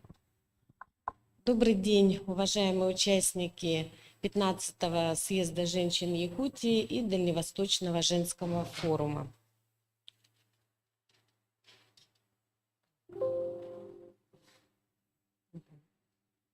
Национальный проект образования – это программа, обеспечивающая движение национальной цели Российской Федерации, определенной президентом, по обеспечению возможностей для самореализации и развития талантов. Основными целевыми показателями национального проекта образования является вхождение России в число 10 ведущих стран мира по качеству общего образования, формирование эффективной системы выявления, поддержки и развития способностей и талантов у детей и молодежи, основанные на принципах справедливости, всеобщности и направленные на самоопределение и профессиональную ориентацию всех обучающихся. Создание условий для воспитания гармонично развитой и социально ответственной личности на основе духовно-нравственных ценностей народов Российской Федерации, исторических и национально-культурных традиций. Увеличение доли граждан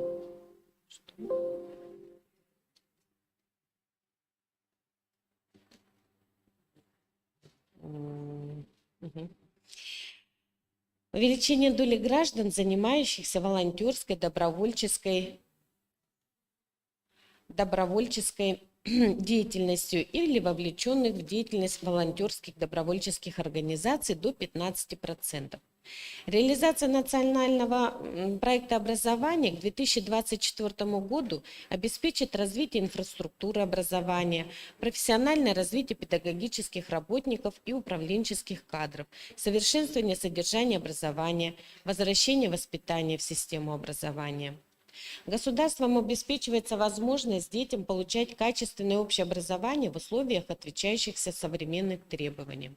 Создаются для граждан возможности для профессионального и карьерного роста путем формирования и развития системы профессиональных конкурсов. Обеспечивается функционирование системы патриотического воспитания граждан России.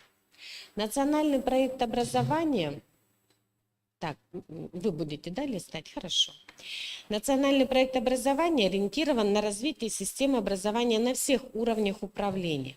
Он является не единственным механизмом достижения национальной цели, но направлен на максимально эффективное и оперативное их исполнение, а также решение прорывных задач развития отрасли общего, дополнительного и профессионального образования. Национальный проект образования активно развивается, но не все знают его содержание. Больше осведомлены те, кто принимает в нем непосредственное участие, а это всего лишь 2% населения, которые активно включились в реализацию нацпроекта. 77% лишь слышали о них, остальные не знают. А нацпроекты реализуются с 2019 года. Возможно ли включение в реализацию нацпроектов, если ничего о них не знаешь? И здесь большую помощь в информировании населения играют общественные организации. Они являются мостиком между гражданами и органами власти. Именно от общественных организаций зависит включенность общества, населения в реализацию национальных проектов. В условиях реализации приоритетного национального проекта образования общественные организации являются как раз тем механизмом и институтом, через который обсуждаются многие проблемы, которые должны получить общественную огласку в первую очередь. Оперативная обратная связь, участие в работе проектных офисов и комитетов, информационная и разъяснительная работа являются важнейшими инструментами общественных организаций при реализации национальных проектов. Значимо дальнейшее развитие системы общественного контроля и независимой оценки качества выполнения целевых показателей нацпроекта. Но участие общественных организаций не ограничивается только контролем. Общественники инициируют проекты, основанные на общественных предложениях, которые работают на повышение качества образования. Так, проект «Современная школа» – это и новые методы обучения, и использование новых образовательных технологий. Для того, чтобы Россия вошла в число 10 ведущих стран мира по качеству общего образования, в школах обновляются образовательные программы и внедряется система оценки качества на основе международных исследований. Меняется содержание уроков технологии, открываются школьные кванториумы, точки роста и технопарка. Так, например, в школах 18, информационно-технологическом лицее города Нерюнгри, 14-й школы поселка Серебряный Бор, 16-й школы поселка Хани. Образовательные учреждения района активно включаются в инновационную деятельность. Ликвидирована вторая смена в образовательных организациях Нерюнгринского района. В период распространения новой коронавирусной инфекции школьники обучаются в одну смену по каскадному расписанию. Большое внимание в районе уделяется организации горячего питания школьников. Все обучающиеся начальных классов получают бесплатное, сбалансированное, здоровое питание. Общественность активно участвует в обсуждении и согласовании меню, в решении вопроса оснащения школьных столовых технологическим оборудованием, мебелью. На контроле общественности стоит вопрос качества питания, соответствия белков, жиров, углеводов, калорийность, вес порции. Следующий проект «Успех каждого ребенка» направлен на формирование эффективной системы выявления, поддержки, развития способностей и талантов у детей и молодежи, основанной на принципах справедливости, всеобщности и направленной на самоопределение и профессиональную ориентацию всех обучающихся. В рамках реализации проекта организовано сетевое взаимодействие общеобразовательных организаций с учреждениями дополнительного образования, с учреждением культуры и спорта. Разрабатываются проекты ранней профориентации учащихся. Школьники Нерюнгринского района активно участвуют в проекте «Билет в будущее», в открытых онлайн-уроках «Проектория», в соревнованиях WorldSkills на базе Южно-Якутского технологического колледжа и медицинского колледжа. Созданы бизнес-инкубаторы. Работают детские общественные объединения, а также региональное отделение Малой академии наук.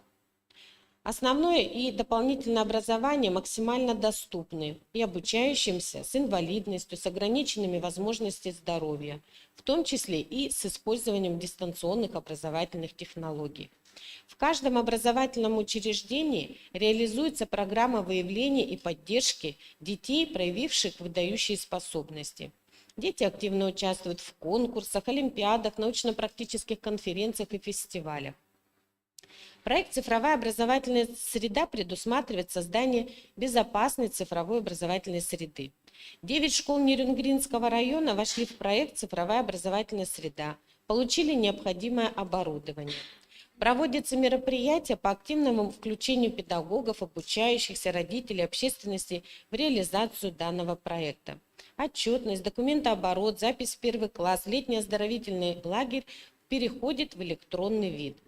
Эффективно работает очередь поступления в дошкольные образовательные учреждения.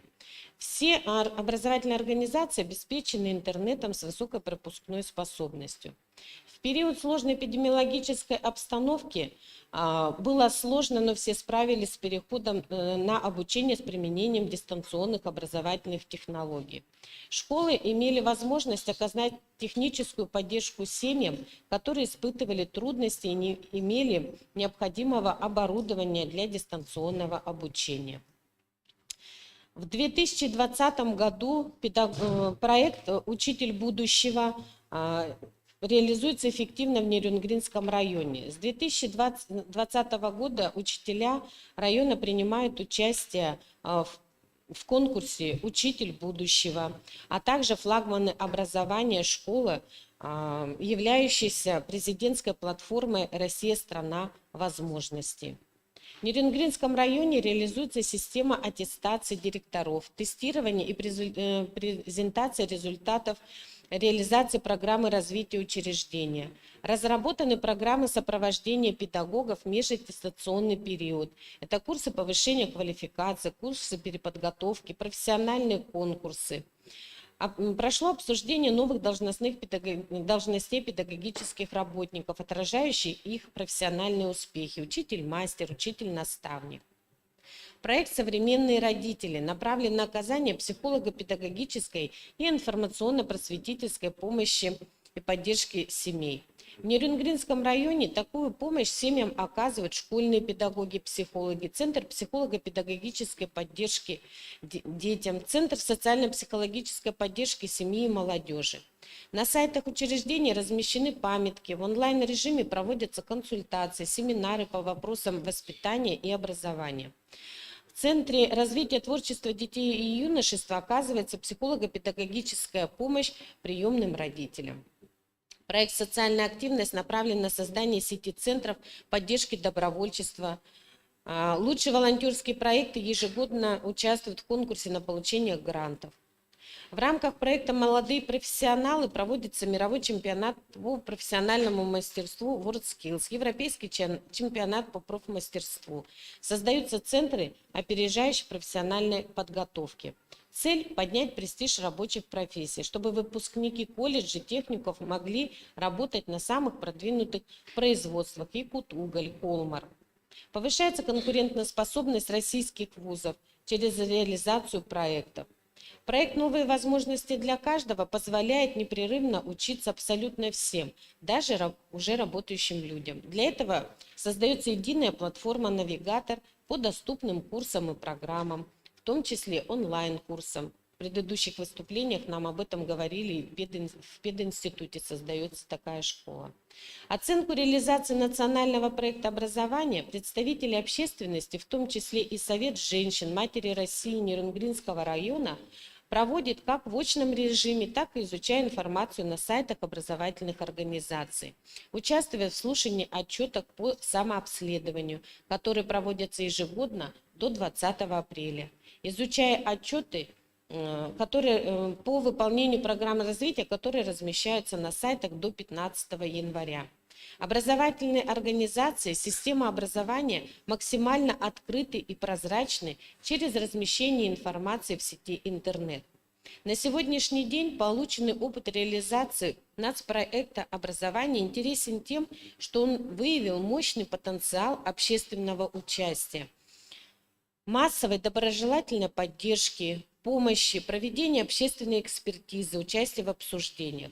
Общественные организации выступают в качестве экспертов, консультантов, тьюторов, модераторов.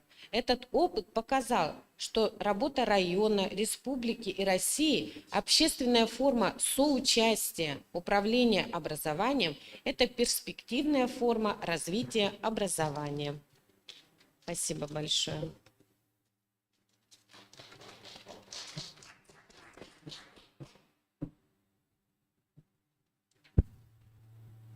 Спасибо, Наталья Викторовна. По Зуму слово предоставляется Екатерине Яковлевне Элбаковой, педагогу-организатору, руководитель волонтеров, Центр дополнительного образования «Город Мирный», члену молодежного крыла Союза женских организаций в Республике Саха-Якутия. Пожалуйста. Добрый день. Меня слышно? Да, хорошо слышно. Спасибо. Разрешите представить свой доклад на тему «Успех каждого ребенка. Поиск и поддержка талантливых детей и молодежи». Социальное устройство, технологии, качество жизни за прошедшее столетие изменились кардинально. Но мы все так же хотим вырастить из каждого ребенка достойного человека и дать ему лучшие условия для развития, только уже исходя из сегодняшних реалий.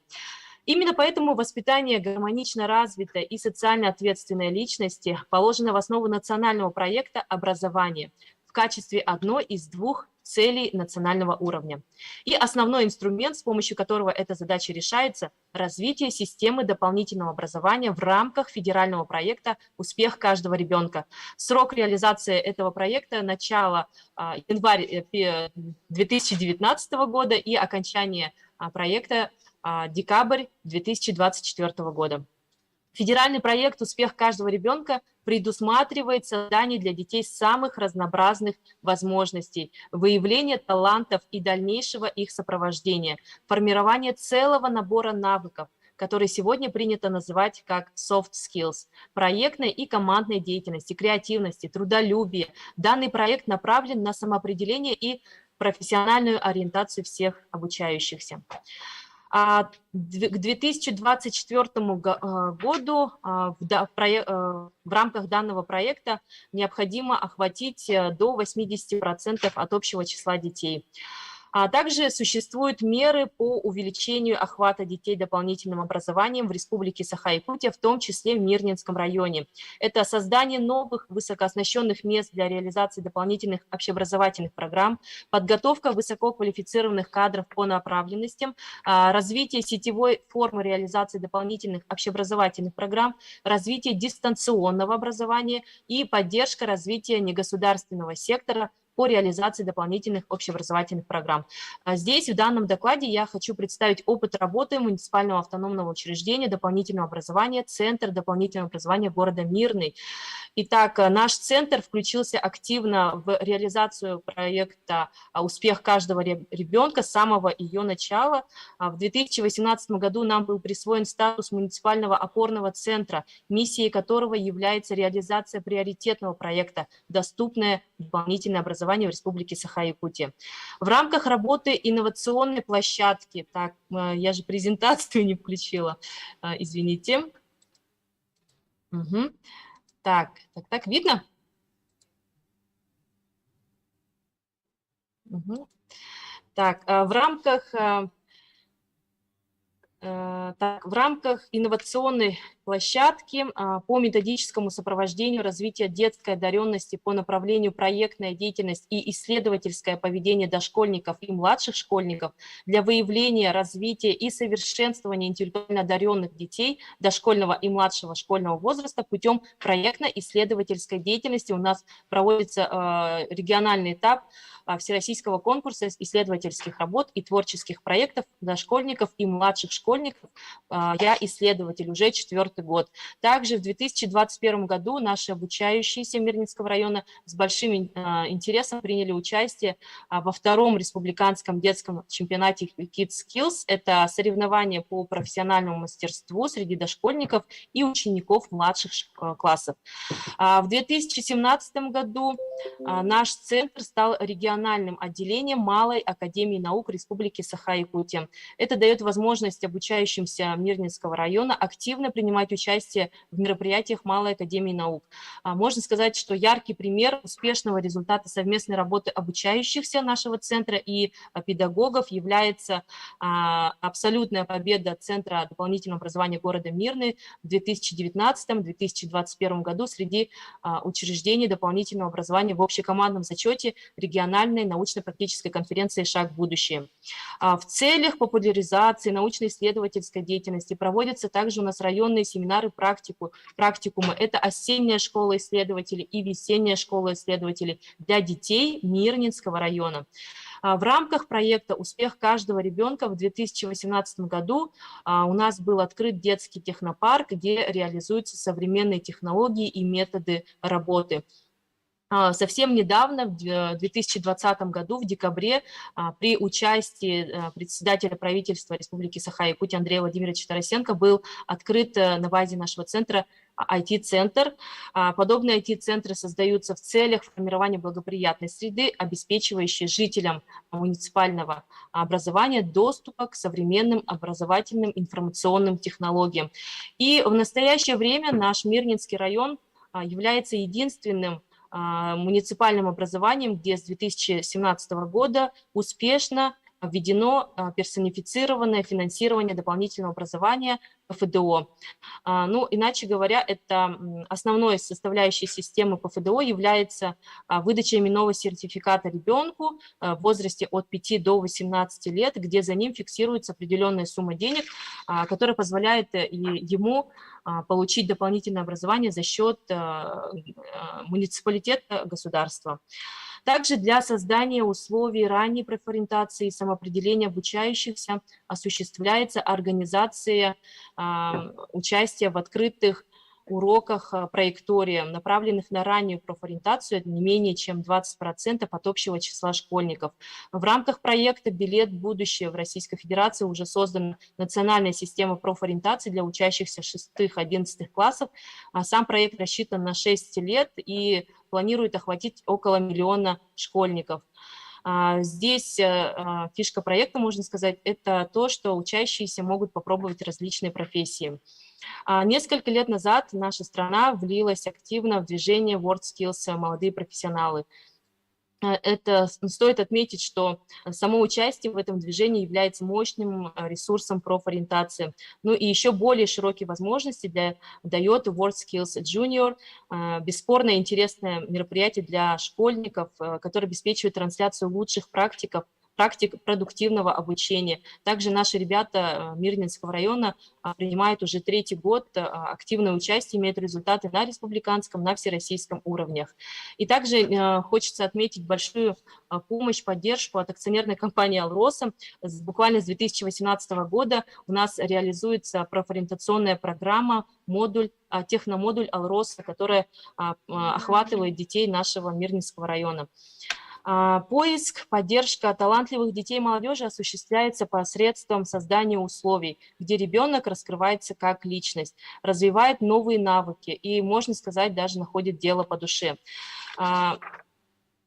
Так, в 2018 году на базе нашего центра была открыта первичная организация, общественно-государственная детско-юношеская организация «Российское движение школьников» РДШ, и которая работает по 4 направлениям. Это информационно-медийное направление, гражданская активность, личностное развитие, военно-патриотическое направление. На данный момент активистами РДШ являются волонтеры-вожатые «Энергия добра», в возрасте от 12 до 18 лет, на сегодняшний день их 26 человек.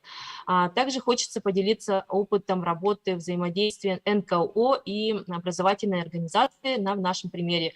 В 2017 году у нас была открыта и зарегистрирована в Минюсте общественная организация по развитию культуры и творчества детей Детская ассамблея народов Республики Саха-Якутия.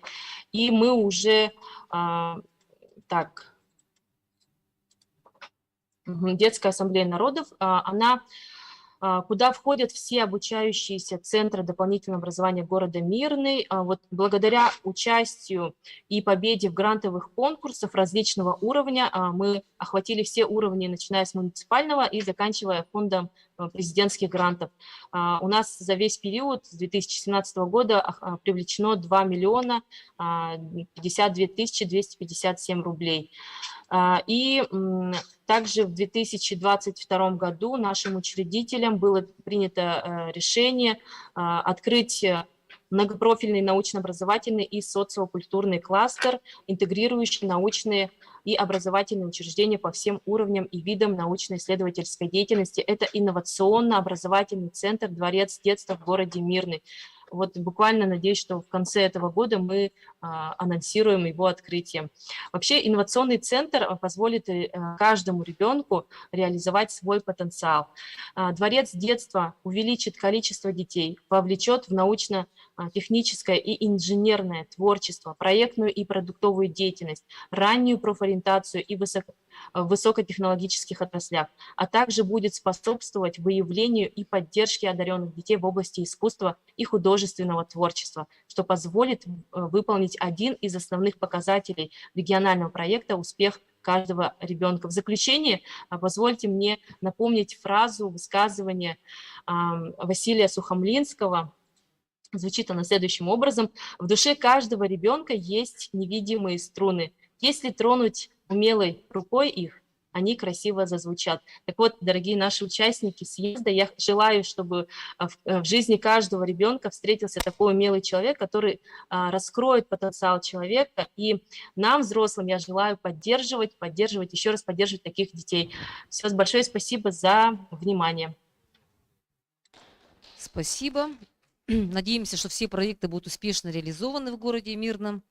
И сейчас слово предоставляется Лене Павловне Ефремовой, директору Центра помощи детям-сиротам и детям, оставшимся без попечения родителей «Берегиня», заместителю председателя Общественной палаты Республики Саха-Якутия. Пожалуйста. Добрый день, уважаемые участники съезда. Я хочу сейчас обратить ваше внимание, что название стратегической сессии звучит как «Общественный вклад в развитие новых поколений». Поэтому мое выступление будет, проходить в том ключе, что я являюсь членом Общественной палаты Республики Саха-Якутия, являюсь членом Общественной палаты Российской Федерации, состою в комиссии по демографии, защите семьи, детей и традиционных семейных ценностей. И основная задача нашей комиссии заключается в том, чтобы не просто оказывать содействие в поддержке демографических каких-то направлений и развития нашей страны, да, но и в том числе это поддержка института семьи, это поддержка и укрепление традиционных семейных ценностей. И кроме того, я являюсь руководителем Якутского регионального отделения Национального общественного комитета «Российская семья», почетным председателем которого является Прокопьева Мария Михайловна. Ну, мы понимаем, что в настоящее время формирование духовно-нравственных ценностей детей и подростков подрастающего поколения является приоритетной задачей государственной политики. На площадке Общественной палаты Российской Федерации буквально недавно проходило обсуждение непосредственно стратегического документа, направленного на духовно-нравственное воспитание подрастающего поколения и в целом нашего общества. И в силу вот этих обсуждений, я думаю, проект, который был реализован по инициативе Общественная палата Республики Саха-Якутия, по инициативе детского издательства «Кескиль» и при поддержке Министерства культуры и духовного развития Республики Саха-Якутия, принимает особую значимость. И этот проект был запущен в 2017 году и реализован на территории городского округа город Якутск и в районах нашей республики. Ну, на слайде представлены цели и задачи проекта. Это пропаганда, популяризация детского семейного чтения.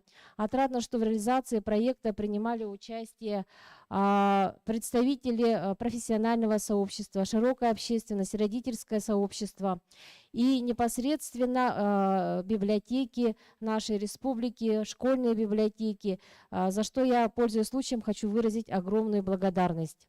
Но у меня слайды представлены в виде просто презентации фотографий, то есть это те непосредственно мероприятия, которые проходили на площадках городских округов, городского округа город Якутск. Их всего у нас 8. И итоговое мероприятие мы непосредственно провели уже вот в Национальной библиотеке имени, Национальной библиотеки, которая у нас вот представлена на слайде. В рамках проекта были учреждены послы детского семейного чтения. Это глава нашей республики Асен Сергеевич Николаев, министр инноваций Анатолий Семенов, министр культуры и духовного развития Владислав Левочник, советник главы Татьяна Тарасова, детский писатель Валентин Егоров и другие. И вы все знаете, что Республика Саха-Якутия была признана самым читающим регионом, и на сегодняшний день по линии Министерства образования объявлен год чтения, за что тоже я выражаю огромную признательность министру Ирине Павловне Любимовой за то, что вот этой теме уделяется очень важное внимание. Далее, на чем бы я хотела остановиться? Хочу сказать о том, что Общественная палата является той площадкой, на которой проходит обсуждение различных актуальных вопросов, непосредственно которые являются как бы приоритетными. И наша основная задача — собрать на площадке представителей органов власти, общества, органов законодательной власти и всех заинтересованных сторон. Поэтому, пользуясь случаем, приглашаю вас для сотрудничества, для того, чтобы реализовывать различные проекты, направленные на укрепление, в том числе, семейных ценностей. Вопросы, которые были, обсуждены в ходе этого проекта, это формирование детского семейного чтения, это реализация непосредственно проекта «Читающая семья, читающая нация», концепция чтения Российской Федерации, роль детских печатных изданий в формировании чтения и инновационной технологии чтения в медиапространстве. А вы все знаете, что реализуется план мероприятий десятилетия детства Российской Федерации. У нас в Якутии такой же план принят. Называется он «Якутия доброжелательная к детям». И в рамках вот этого плана все эти мероприятия, я думаю, очень достаточно успешно реализуются. Ну и говоря о географии охвата проекта, это городской округ город Якутск, муниципальное образование Среднеколымский, Алекминский, Нерюнгринский, Булунский, центральные районы Якутии. И надо сказать, что у нас прошли 2 больших круглых стола в формате обсуждения с участием не только регионов нашей, Республики Саха-Якутия, в том числе регионов Дальневосточного федерального округа и Российской Федерации. Вот на слайде вы видите спикеров. И хочу сказать о том, что проект, вот этот «Читающая семья, читающая нация», был представлен как одна из успешных практик региональных на площадке Общественной палаты Российской Федерации. И я являюсь региональным координатором данного проекта, и этот проект он у нас зашагал по Российской Федерации на сегодняшний день. Спасибо за внимание. Спасибо. Так, слово предоставляется Слепцовой Инне Ивановне, руководителю Центральной психолого-медико-педагогической комиссии, Республиканский центр психолого-медико-социального сопровождения. Пожалуйста. Добрый день, уважаемые коллеги. Добрый день. Я рада приветствовать вас на нашей стратегической сессии и поздравляю всех девушек с наступающим праздником весны и красоты. Тема моего выступления называется «Создание инклюзивной среды в образовательных организациях Республики Саха-Якутия». Так, я сама листаю, да?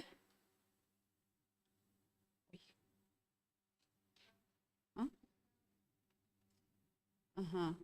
Ну, официально об инклюзивном образовании в мире стали говорить с 2008 года, а именно с международной конференции по образованию «Инклюзивное образование», которое прошло в городе Женева, Швейцария. И в то же время нашим центром, Республиканским центром психолого-медико-социального сопровождения, был проведен наш самый первый семинар по этой теме, который назывался «Инклюзивное образование детей с трудностями развития. Проблемы и решения в специфических социокультурных условиях». И с 2008 года наш центр непосредственно занимается созданием инклюзивной среды в образовательных учреждениях.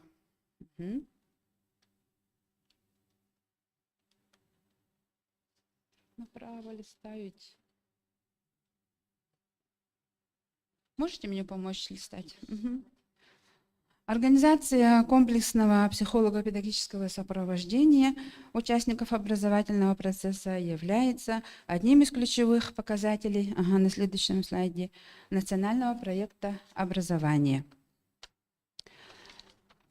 В настоящее время Министерством образования Республики Саха-Якутия создаются все условия для обучения детей с ограниченными возможностями здоровья и инвалидностью.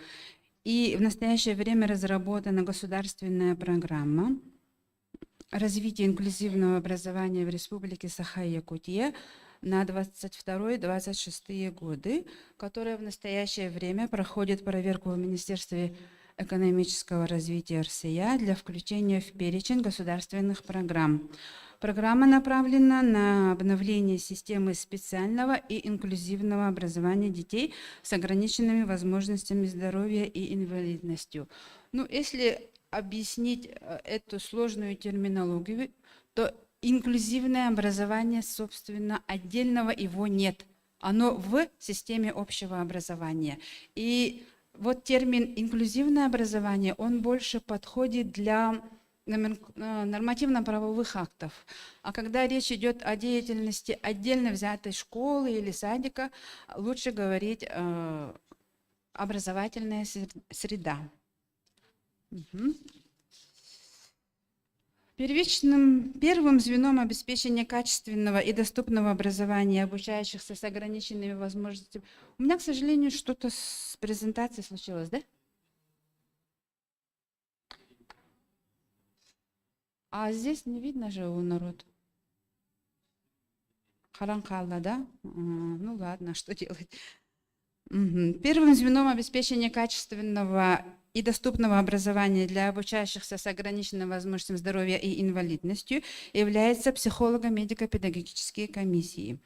Именно ПМПК подтверждает статус обучающихся с ограниченными возможностями здоровья согласно пункту 16 статьи 2 нашего закона об образовании. И если у ребенка будет наше заключение, в котором прописана определенная адаптированная образовательная программа и прописаны специальные условия, только тогда ребенок считается обучающимся с ограниченными возможностями здоровья. Так. тут были очень хорошие новости, динамика. Ну, в общем, мы провели анализ, да, пусть здесь стоит, мы провели анализ деятельности нашей комиссии, и вот здесь вы можете проследить вот общее количество детей, обследованных на нашей комиссии, и вот красные черточки – это количество родителей, не согласных с заключением комиссии. Если на первом столбике было 51 родитель, то на последнем столбике всего 3 родителя. Это очень большая работа, вроде цифры маленькие, да? Но согласитесь, не каждый родитель сразу согласен на какое-нибудь заключение. А заключение мы выдаем, ну, довольно-таки серьезные. Это умственная отсталость, это задержка психического развития и так далее. Всего адаптированных образовательных программ существует 28 штук. И цель нашей работы – не ошибиться в выборе программ для обучающегося с ограниченными возможностями здоровья. И вот такую хорошую динамику мы объясняем слаженной работой вообще всей нашей системы, потому что вот трехуровневая система дальше будет на слайде. На первом уровне это мы, центральная, то есть республиканская психолого-медико-педагогическая комиссия. На втором уровне это территориальные ПМПК, которых у нас 20, да, ПМПК, которые созданы в больших городах и центральных улусах. Северная территория, арктическая территория остается под нашей ответственностью, потому что на севере, в Арктике, недостаточное количество детей для создания территориальных комиссий и отсутствует остро не хватает врачей-психиатров, учителей-дефектологов, логопедов, вообще всех специалистов психолого-педагогического сопровождения, которые работают с детьми с ограниченными возможностями здоровья. Так, и на слайде бы, если бы, конечно, она листалась, у меня были бы количественные показатели мониторинга консилиумов. Да, на третьем уровне у нас консилиум образовательного учреждения, будь то школа или детский сад, в каждом образовательном учреждении должен быть создан консилиум, который является первичным звеном профилактики для детей с ограниченными возможностями здоровья. Так, динамику я рассказала. И есть диаграмма такая круглая, на которой представлено соотношение логопедов и дефектологов в республике Саха-Якутия. Так, у нас количество учителей-логопедов по республике в настоящее время, по нашим отчетам, 418, и дефектологов 87, то есть 82 и 17% соответственно. Намного лучше обеспечены дошкольные образовательные учреждения, потому что там, ну, вы сами, наверное, понимаете, что коррекционная работа логопеда реально помогает детям до 10 лет. Дальше идет уже, как говорится, становление артикуляционного аппарата. И если ребенок уже выжил из возраста 10 лет, в принципе, работа логопеда будет продолжена только, ну, скажем, в нарушениях письменной речи, а именно работа с артикуляционным аппаратом действительно будет полезна до 10 лет. Так, более или менее благоприятная картина обеспеченности узкими специалистами у нас наблюдается в городах Якутск и Нерюнгри. Все остальные районы у нас, к сожалению, страдают от острой нехватки узких специалистов психолого-педагогического сопровождения. И хочу в заключение рассказать про наш межведомственный проект, который называется «Светик, Семицветик», по предоставлению многофункциональных услуг, инициированный благотворительным фондом «Харсхал». Это наши социальные партнеры. Наш проект дает возможность семьям, воспитывающим детей с ограниченными возможностями здоровья и инвалидностью, сократить сроки получения или подтверждения статуса своих детей. Всего услугами нашего проекта, начиная с 2013 года, воспользовалось более 2000 семей. Все родители отмечают удобство и комфорт получения услуг в рамках проекта «Светик-семицветик». В нашем проекте очень много социальных партнеров. Это благотворительный фонд «Харасхал», это бюро медико-социальной экспертизы, это Республиканский реабилитационный центр, это фонд социального страхования и так далее, и так далее. Все мы собираемся в одном месте, под одной крышей, и семьи, которые к нам заранее запишутся, это в основном семьи с детьми с нарушением опорно-двигательного аппарата, или различных нозологий, которые приезжают к нам в город, и они все услуги проходят в одном месте. То есть для родителей отпадает проблема транспортировки своего ребенка, сокращаются временные и материальные ресурсы, скажем так. И вот наш проект в 2020 году вошел в десятку лучших социальных проектов в конкурсе «Региональные практики некоммерческих организаций по поддержке семей с детьми, нуждающимся в особой защите государства». Проект «Светик-семицветик» далее был представлен главой нашей республики Айсеном Сергеевичем Николаевым на Всероссийском форуме «Сильные идеи для нового времени», где всего было представлено 300 лучших практик со всей страны в городе Москва. И наша республика заняла 24 место среди 85 регионов и 2 место в Дальневосточном федеральном округе. Вот у нас вот такие показатели работы. И дальше у нас будут 2 рекомендации для внесения в резолюции, но они уже, как говорится, все уже сделано, отработано. Спасибо большое за внимание.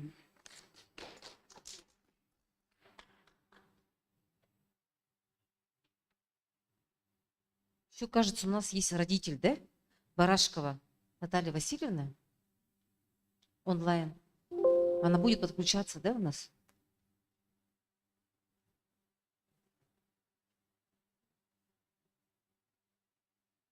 Барашкова Наталья Васильевна, родитель коррекционной школы, интернат номер 34. Есть на связи?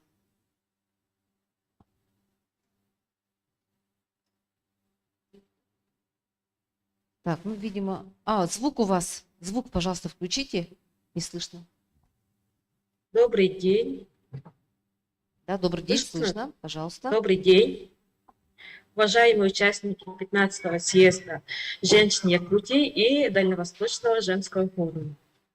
От имени родителей специальной коррекционной общеобразовательной школы интернат номер 34 хочу выразить нашу радость, что наши дети совузы будут обучаться и воспитываться в среде, где созданы современные условия для обучения и воспитания.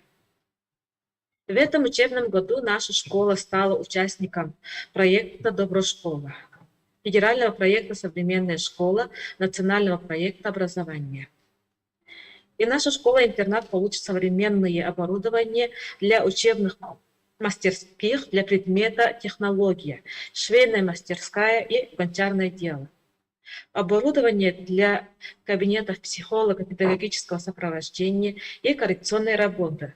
Оборудование для учебных кабинетов, чтобы организовать качественно доступное образование обучающимся с АВУЗы и с инвалидностью. А также оборудование учебных кабинетов для дополнительного образования. При обновлении учебных кабинетов школы наши особенные дети получат еще более качественное образование, лучше адаптируются к жизни и будут более конкурентоспособными и востребованными в условиях современного рынка труда. Спасибо за внимание. Спасибо.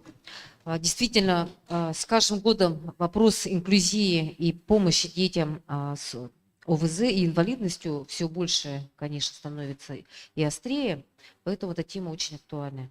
Сейчас слово дается Дарье Васильевне Борнашовой, доктору философии, социологу, доценту кафедры народной и художественной культуры Арктического государственного института культуры и искусств.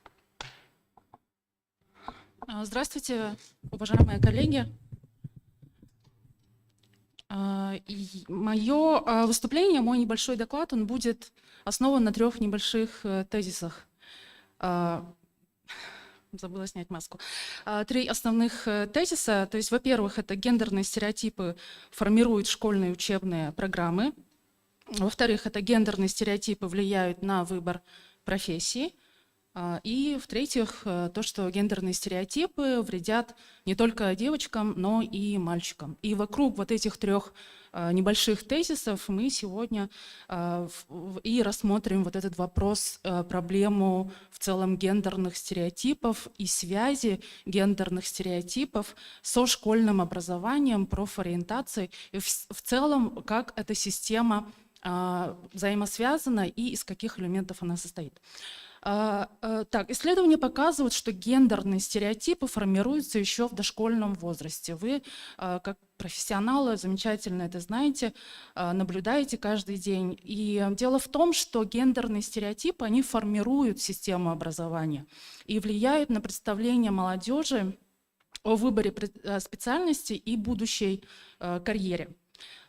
Первый тезис. Гендерные стереотипы формируют школьные учебные программы. Вот каким образом это происходит? Давайте вспомним, наверное, самый явный пример. Это уроки технологий. Это существующие отдельные учебные программы для девочек и мальчиков, которые чаще всего не берут во внимание индивидуальные интересы и потребности детей. Составление программ образования и дополнительного также часто следуют гендерным стереотипам. Занятия по техническому направлению в основном они направлены, ориентированы на мальчиков. Творческие какие-то кружки и так далее очень часто направлены на девочек.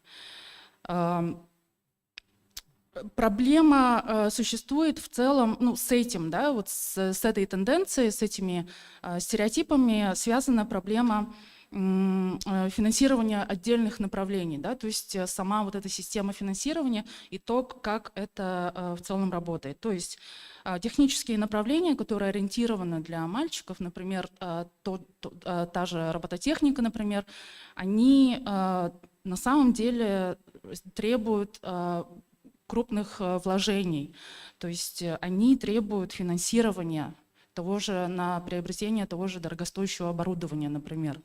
В случае девочек занятия, которые традиционно на них ориентированы, они часто только требуют соответствующих помещений. Да? То есть здесь, как результат, возникает ситуация неравенства. Это первый тезис. Второе. Гендерные стереотипы влияют на выбор профессий. То есть здесь вот эти стереотипы, да, которые формируют особенности школьного образования для девочек и мальчиков, они в результате влияют на выбор будущей профессии. И здесь в результате вот этого процесса возникает гендерный дисбаланс. Мы, например, видим, что на инженерных факультетах больше парней, на гуманитарных девушек. И на самом деле сама эта ситуация, она является причиной того, как формируются, собственно, особенности их трудоустройства молодых людей, девушек, и, соответственно, размер будущих доходов уже для мужчин и женщин. Потому что это разные сферы, да, и мы знаем, что в разных сферах размер доходов очень разный. И еще не стоит забывать о том, что именно на женщину возлагается, чаще всего на женщину, да, возлагается забота о детях, старших родственниках. И также, что немаловажно, на женщин возлагается дополнительная нагрузка по поддержанию социальных связей. Это, например, те же родительские комитеты, это общественная работа, это поддержание связей с родственниками, друзьями семьи. Это все женская нагрузка, женская дополнительная работа. И возникает феномен неоплачиваемого женского труда. И как результат, опять же, возникает ситуация неравенства. Это второе. Третье. Гендерные стереотипы вредят не только девочкам, но и мальчикам. Давайте посмотрим, как это происходит. И здесь мы должны всегда помнить о том, что гендерные стереотипы, они вредят действительно всем. Не стоит забывать о том, что они работают против мальчиков и против мужчин тоже.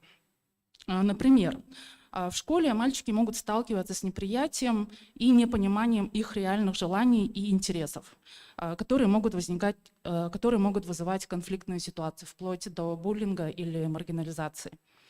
И часто в результате выбора профессии, соответствующей гендерным стереотипам, но не совпадающей с реальными интересами и расположенностью, возникают ситуации конфликта и фрустрации. И более того, переучиваться и начинать новую карьеру в зрелом возрасте готовы не все. Это очень сложно. Здесь в связи с особенностями образования для мальчиков и девочек возникает вопрос, выделяется ли равное количество денег, соответственно, да, на образование девочек и образование мальчиков. Чаще спортивные секции и технические кружки, традиционно ориентированные на мальчиков, они действительно требуют серьезных финансовых и человеческих ресурсов. Есть ли такая альтернатива для направлений, традиционно ориентированных на девочек? В целом возникает вопрос, выделяется ли равный бюджет на девочек и мальчиков?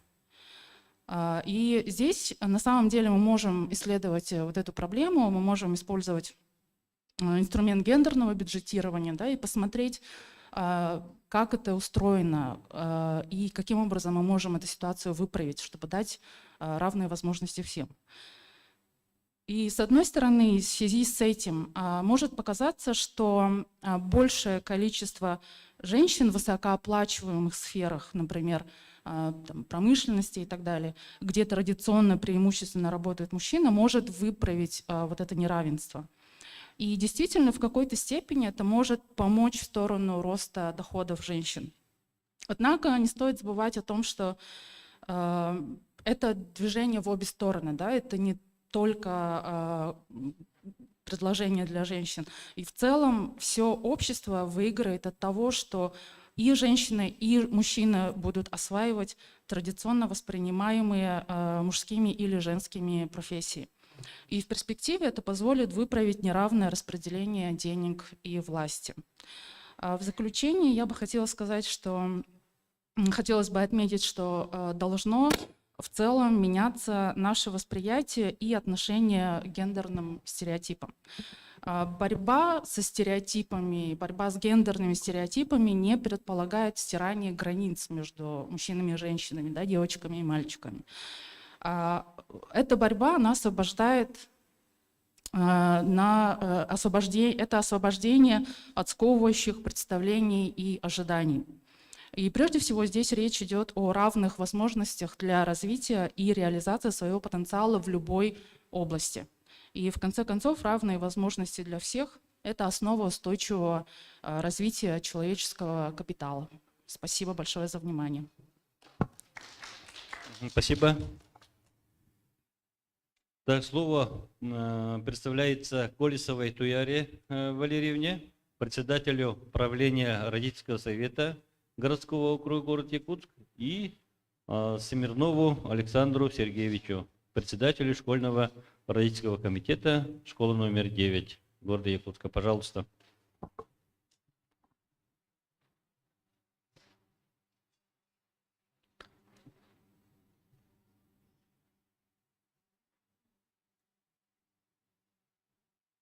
Я извиняюсь, включение Туяры Валерьевны предполагается? Подключение будет?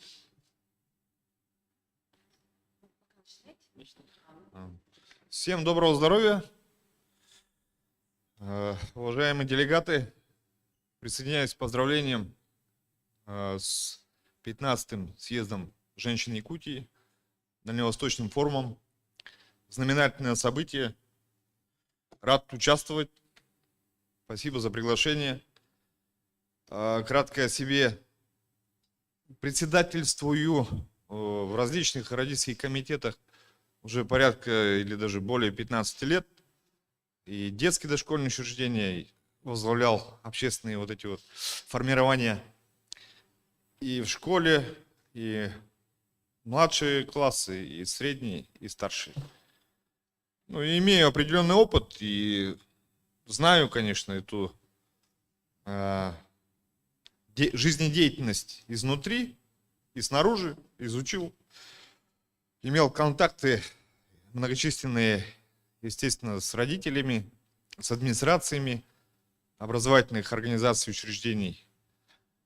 И знаком не понаслышке с мероприятиями, которые проводятся во благо и развитие детей подрастающего поколения.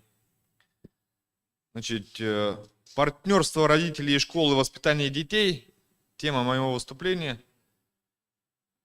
В настоящее время являюсь председателем школьного родительского комитета среднеобразовательной школы номер 9 имени Моисея Израилевича Кершенгольца. Старейшая школа отпраздновала 100-летний юбилей пару лет назад и продолжаем двигаться вперед. И таков мой доклад, сообщение. Взаимодействие семьи и школы представляет собой процесс совместной деятельности по согласованию целей, форм и методов семейного и школьного воспитания. Сотрудничество семьи и школы направлено на гармонизацию взаимоотношений между педагогами, учащимися и родителями, своевременное выявление проблем семейного воспитания, предупреждение семейного неблагополучия, эффективную социально-педагогическую и психологическую поддержку семьи, повышение ответственности родителей за воспитание детей. Совместная работа школы и семьи эффективна в том случае, если их сотрудничество реализуется в ежедневной практике, когда педагоги и родители совместными усилиями решают общую задачу, создают условия для благополучного и гармоничного развития ребенка. Планирование совместной деятельности в школе номер 9, сотрудничество школы и семьи в нашем образовательном учреждении позволяет совместными усилиями достигать поставленных целей, находить соответствующий баланс интересов и возможностей, учитывать имеющиеся ресурсы и потенциал всех заинтересованных сторон, формировать чувство разделенной ответственности семьи и школы за процесс воспитания личности учащегося.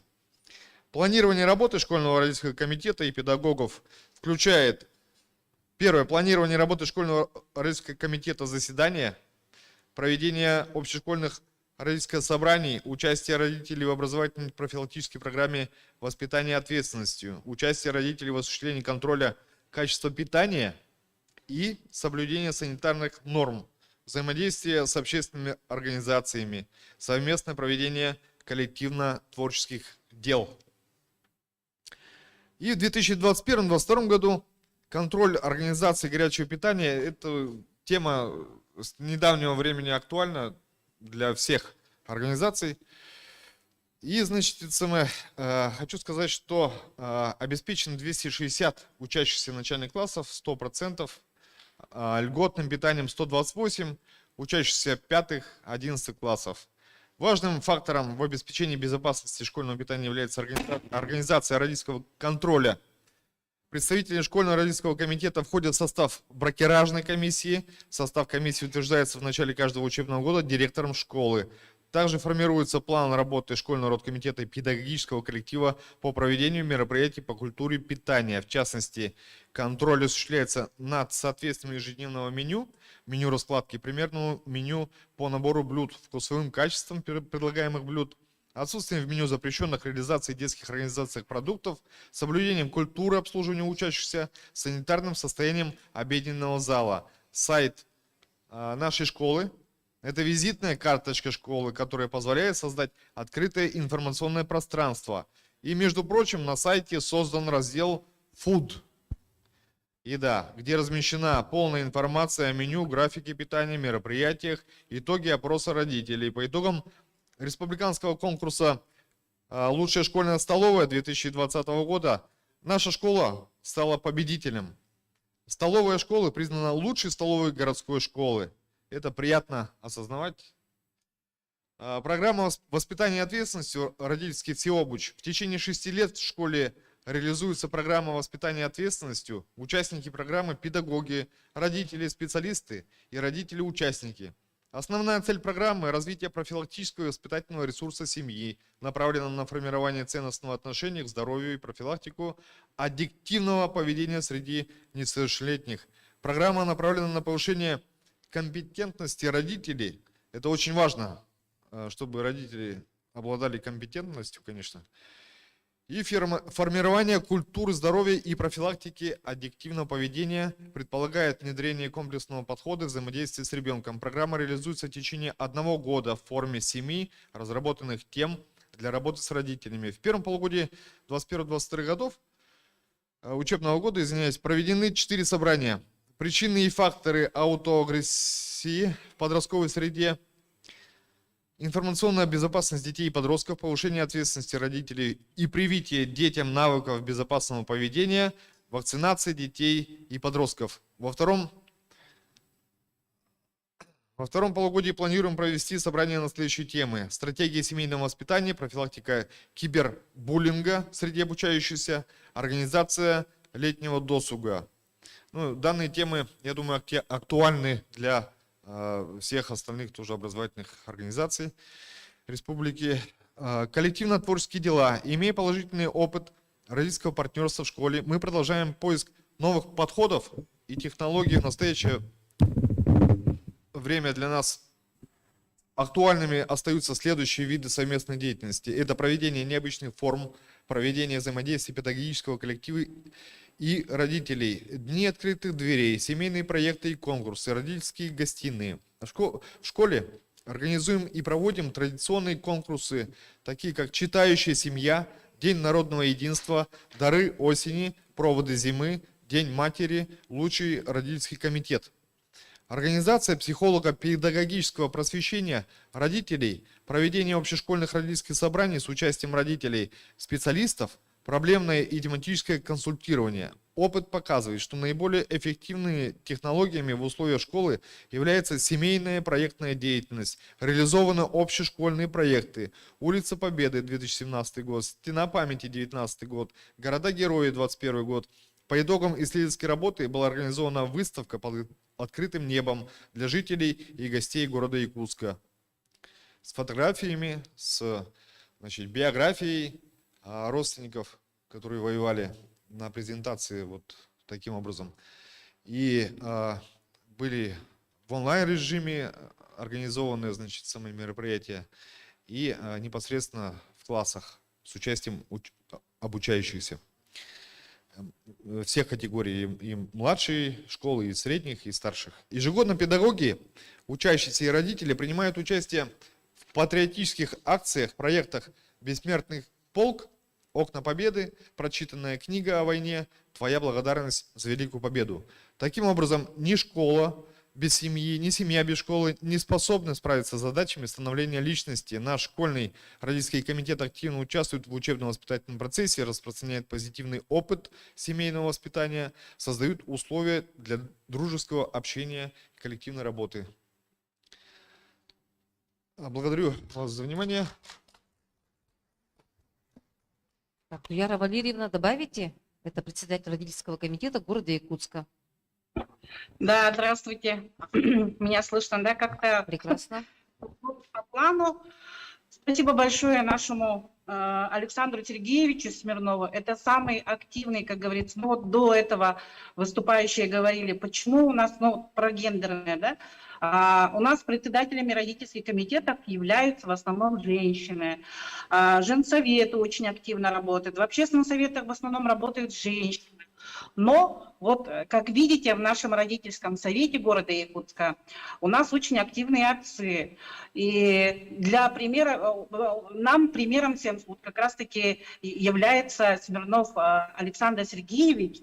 Я его должна была представить после моего выступления. Он очень активно работает в своей школе. Он является председателем родительского комитета. Вообще он является председателем родительских комитетов в разных уровнях, и дошкольных, и школьных.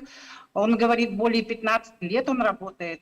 Он является начальником отделения Якутского совета общества «Динамо», ответственный по спортивной работе именно с детьми, секретарь Координационного совета Якутского «Динамо» по работе с детьми.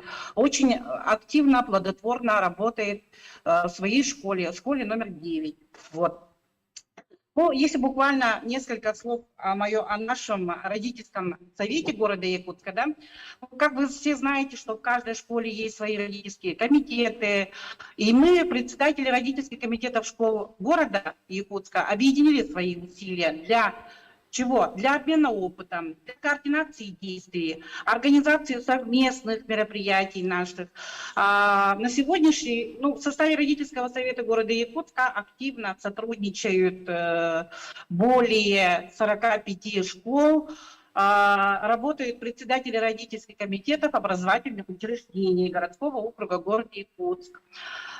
Но основная цель и наша деятельность родительского совета это привлечение родительской общественности к общественно-государственному управлению образованием и формированию образовательной политики. Это оказание содействия учреждениям образования в организации и осуществлении учебно-воспитательного процесса и распространение позитивного опыта семейного воспитания. Совместно проводим психолого-педагогические просвещения родителей. Наш родительский совет города Якутска активно участвует в экспертной, консультационной, образовательной работе города Якутска, распространяет позитивный опыт семейного воспитания. Совместно проводим именно по просвещению родителей различного рода мероприятия. Как видите, у нас там мероприятий много. В последнее время мы работаем, основной упор делаем по направлению питания детей в школе.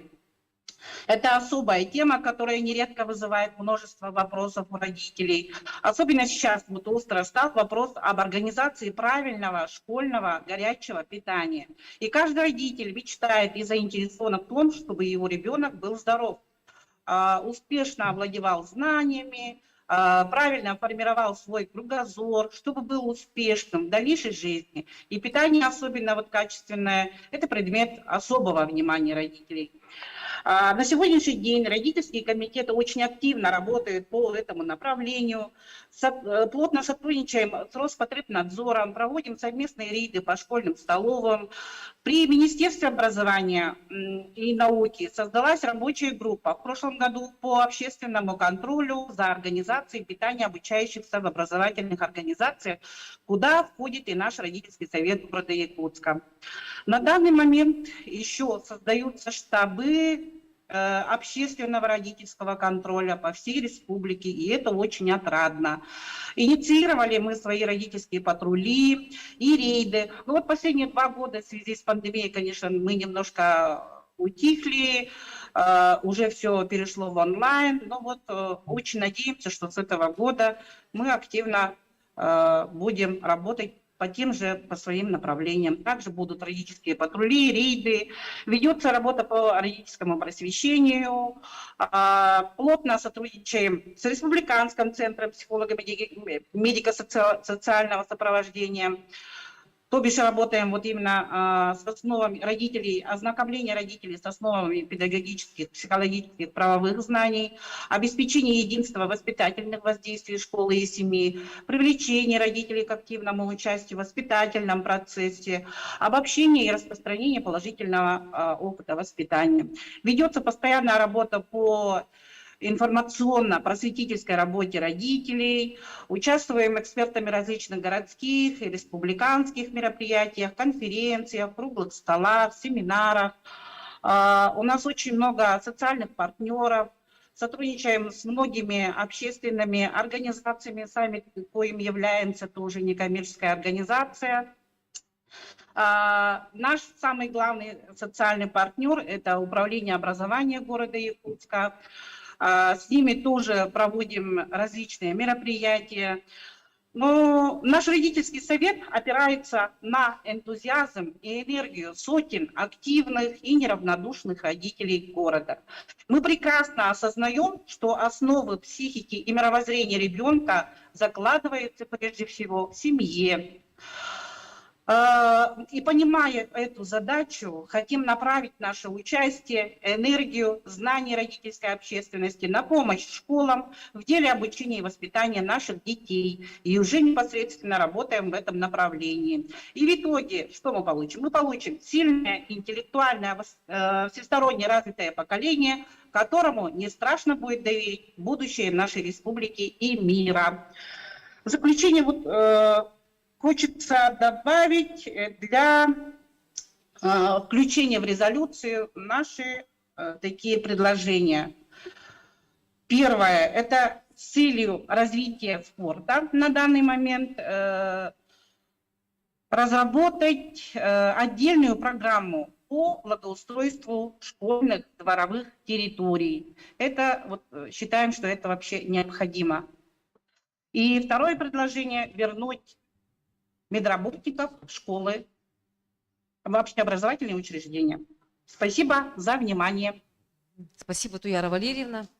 Действительно, это очень важное предложение, и, конечно, они будут включены в предложение от нашей стратегической сессии. Сейчас слово предоставляется Наталье Николаевне Пахомовой, председателю управления Союза социальных работников Якутии, члену Президиума Союза женских организаций и депутату Якутской городской думы 4-го созыва и директору Республиканского центра социального обслуживания. Пожалуйста. Добрый день, коллеги. Еще раз поздравляю вас с началом работы нашего 15-го съезда «Женщины Якутии». Все темы озвучены, они очень интересны и важны. А тема сегодняшнего моего выступления – реализация регионального подхода в организации процесса образования людей пожилого возраста на примере общественной организации школы 3-го возраста. Одна из важнейших стратегий в современном обществе – это образование на протяжении всей жизни. В связи с ежегодным увеличением числа пожилых людей в России, образование людей старшего поколения становится чрезвычайно актуальным вопросом. Старение России является новой социальной проблемой, которая требует поиска современной технологии, формы и методики поддержки людей пожилого возраста, которые нельзя вести только на увеличение пенсий или на поддержание мер социальной поддержки. Поэтому я благодарю Марию Петровну, поскольку вы мое выступление по образованию пожилых граждан включили в столь важную стратегическую сессию. Национальный проект образования, действительно образование у нас на протяжении всей нашей сознательной жизни. И в Российской Федерации право граждан на образование в течение всей жизни закреплено федеральным законом образования в Российской Федерации. Стратегия действий в интересах граждан старшего поколения до 2025 года обозначила приоритеты государственной политики для обеспечения системной поддержки и повышения качества жизни граждан пожилого возраста и к доступу основной и дополнительной образовательной программе. Вышеназванные приоритеты были отражены и в национальном проекте «Демография» 2019 года, и в проекте «Федеральном старшее поколение» в соответствии с национальным проектом Министерства труда и социальной защиты. Однако в Российской Федерации доступность пенсионного образования в пенсионном возрасте остается чрезвычайно низким.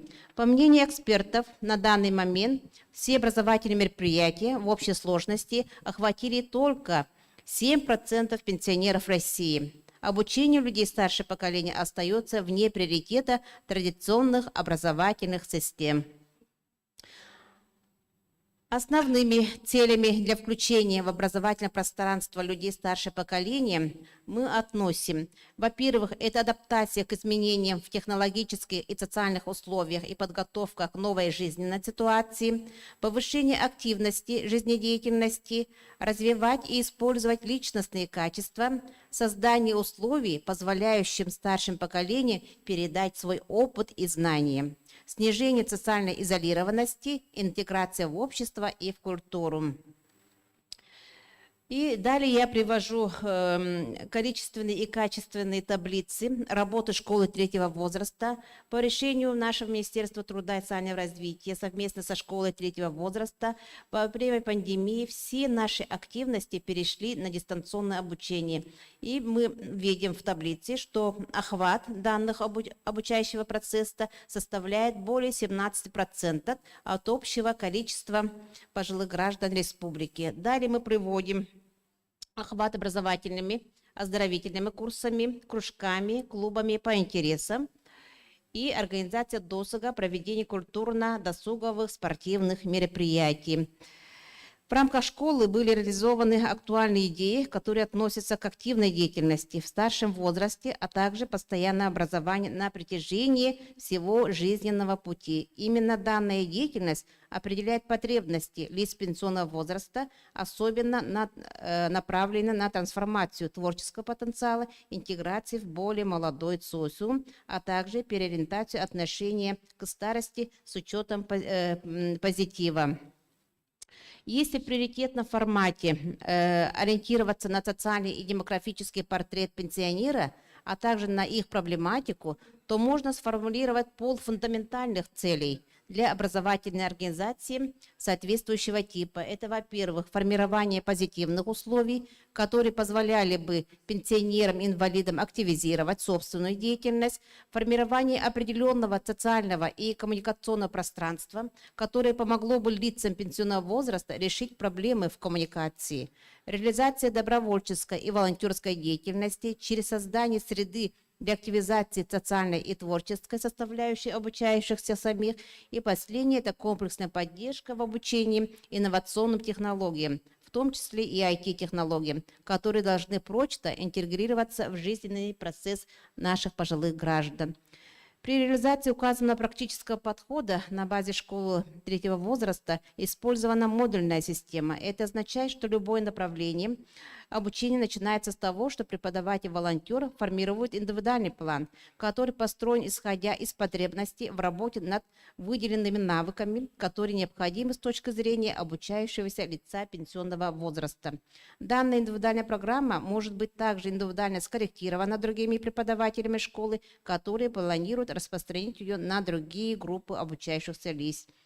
В школе третьего возраста старт приемной кампании обычно приходится на период август месяца. И на временной показатель это всего 54 академических часа. Обычно формируется малоинтенсивный график, который предполагает двухкратное посещение школы каждую неделю с длительностью не менее 2 академических часов. По времени суток занятия проводятся с 11 до 16 и имеется перерыв на менее 15-20 минут. В качестве фундаментального подхода к образовательному процессу в школе базируются современных тенденций наук о методологической и инструментальной форме обучения лиц пенсионного возраста. Далее я привожу нашу исследовательскую работу. Результаты выявления социально-личностных проблем. Мы набрали 100 пожилых граждан, которые не обучаются в стенах школы третьего возраста, и 300 респондентов школы третьего возраста.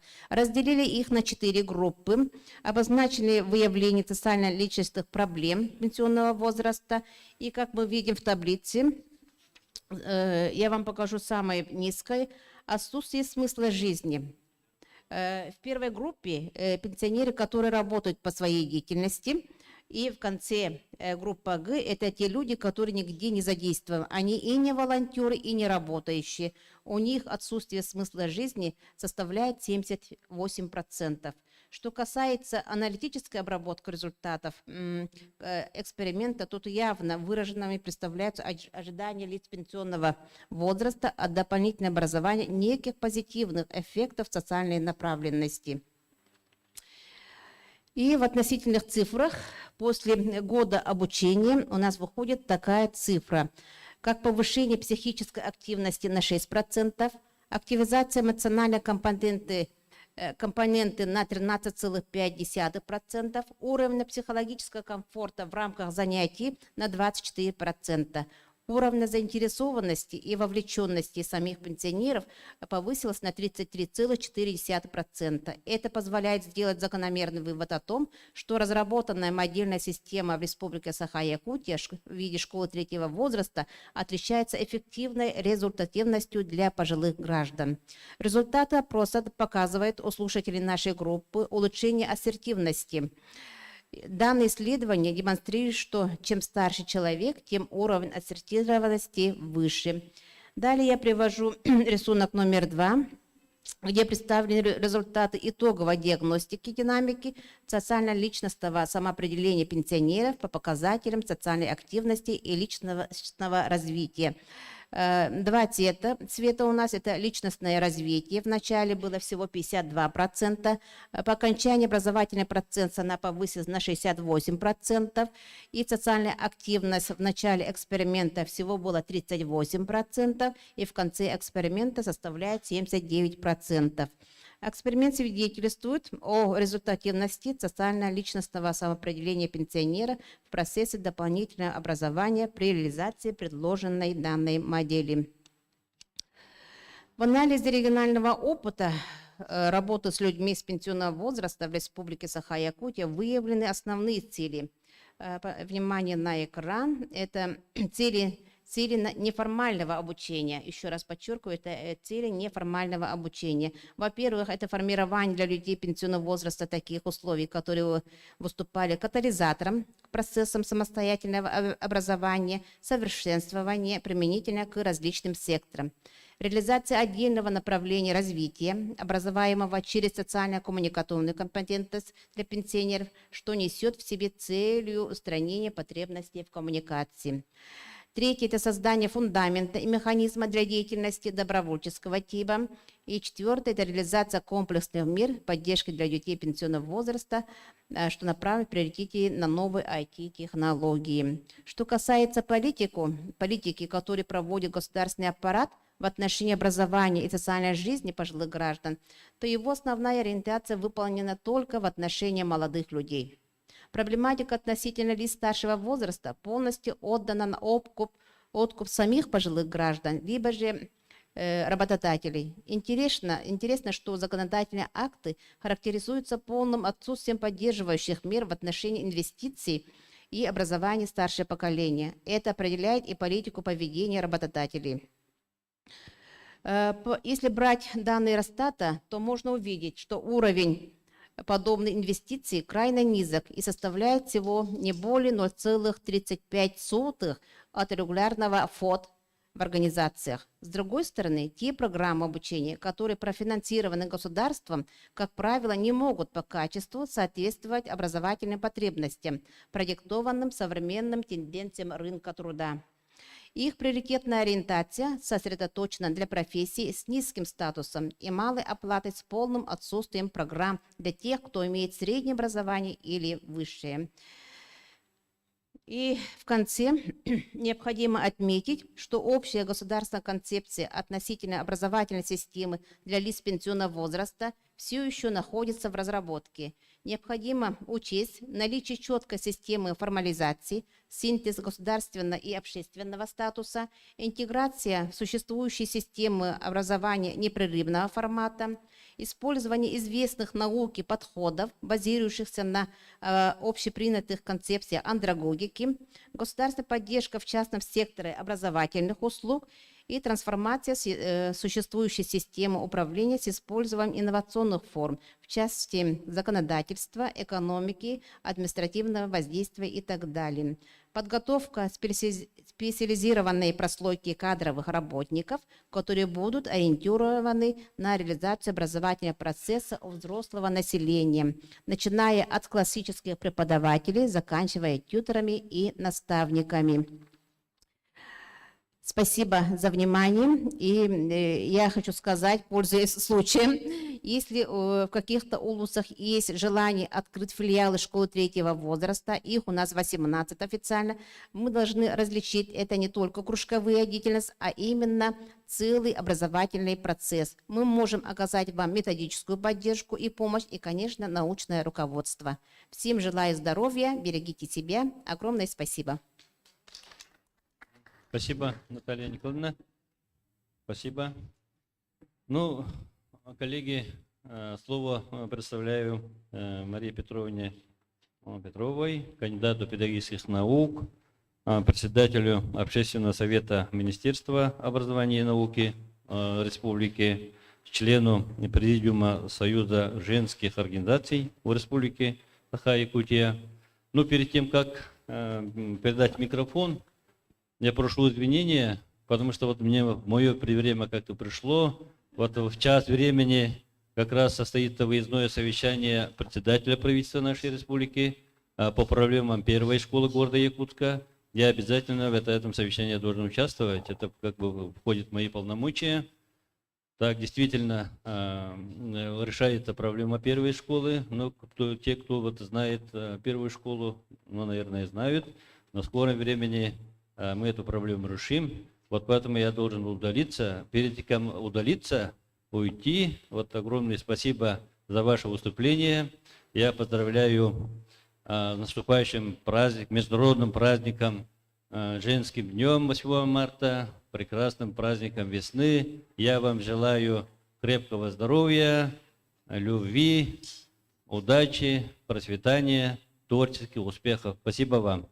С вашего позволения, давайте вам слово.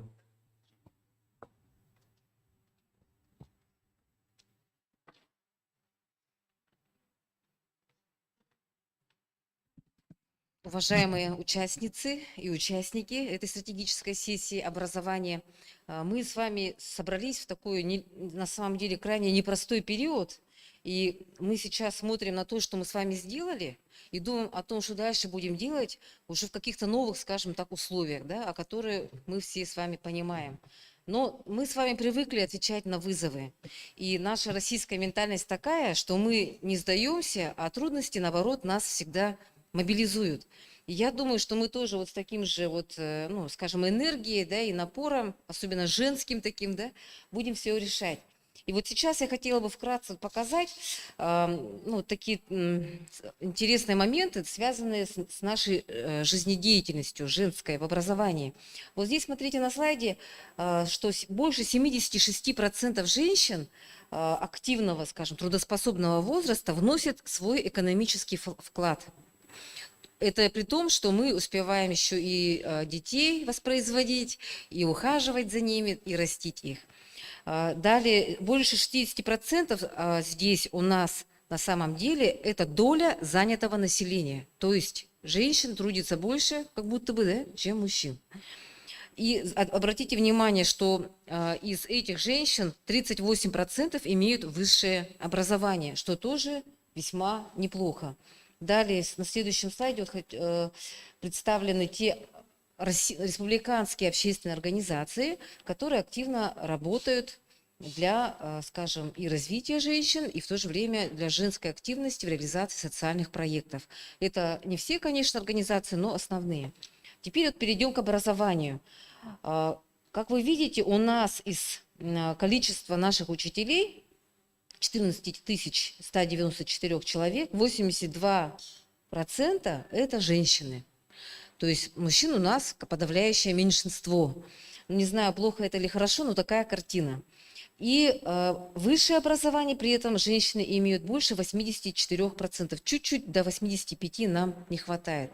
Это очень хорошая динамика, потому что я помню, как в 2005 году мы смотрели и видели, что у нас, допустим, тех же воспитателей детских садов, учителей начальных классов, было меньше 50% с высшим образованием. А сейчас вот такая прекрасная картина. Далее хочу также показать, что наша общественность очень активно работает для развития системы образования. И вот пример по грантам главы республики. Если в 2020 году на 1 426 285 рублей были выиграны гранты, то уже в прошлом году Эти гранты, вот, которые вы видите здесь на слайде, уже, скажем, были реализованы на сумму около 8 миллионов рублей.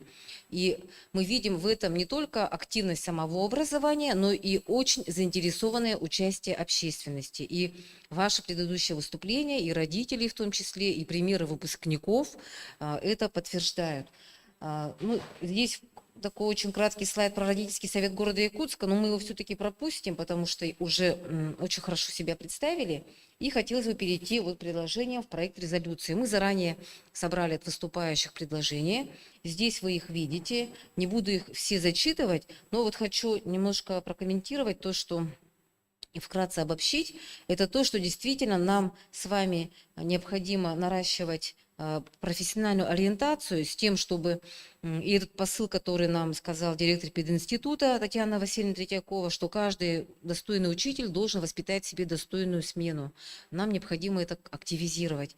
Далее, вот роль выпускников и как отрабатывать с выпускниками, очень хороший пример показала Актемская школа.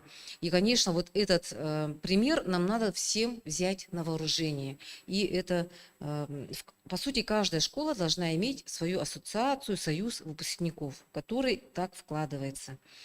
Затем по предложению родительских комитетов по школьным дворам и по тому, чтобы медики были в штатном расписании, нам тоже, мы здесь это дополним и завтра представим на пленарной части съезда женщин, потому что это очень актуальный вопрос, и не только учебники и учителя определяют качество образования, но и условия, в которых находится ребенок.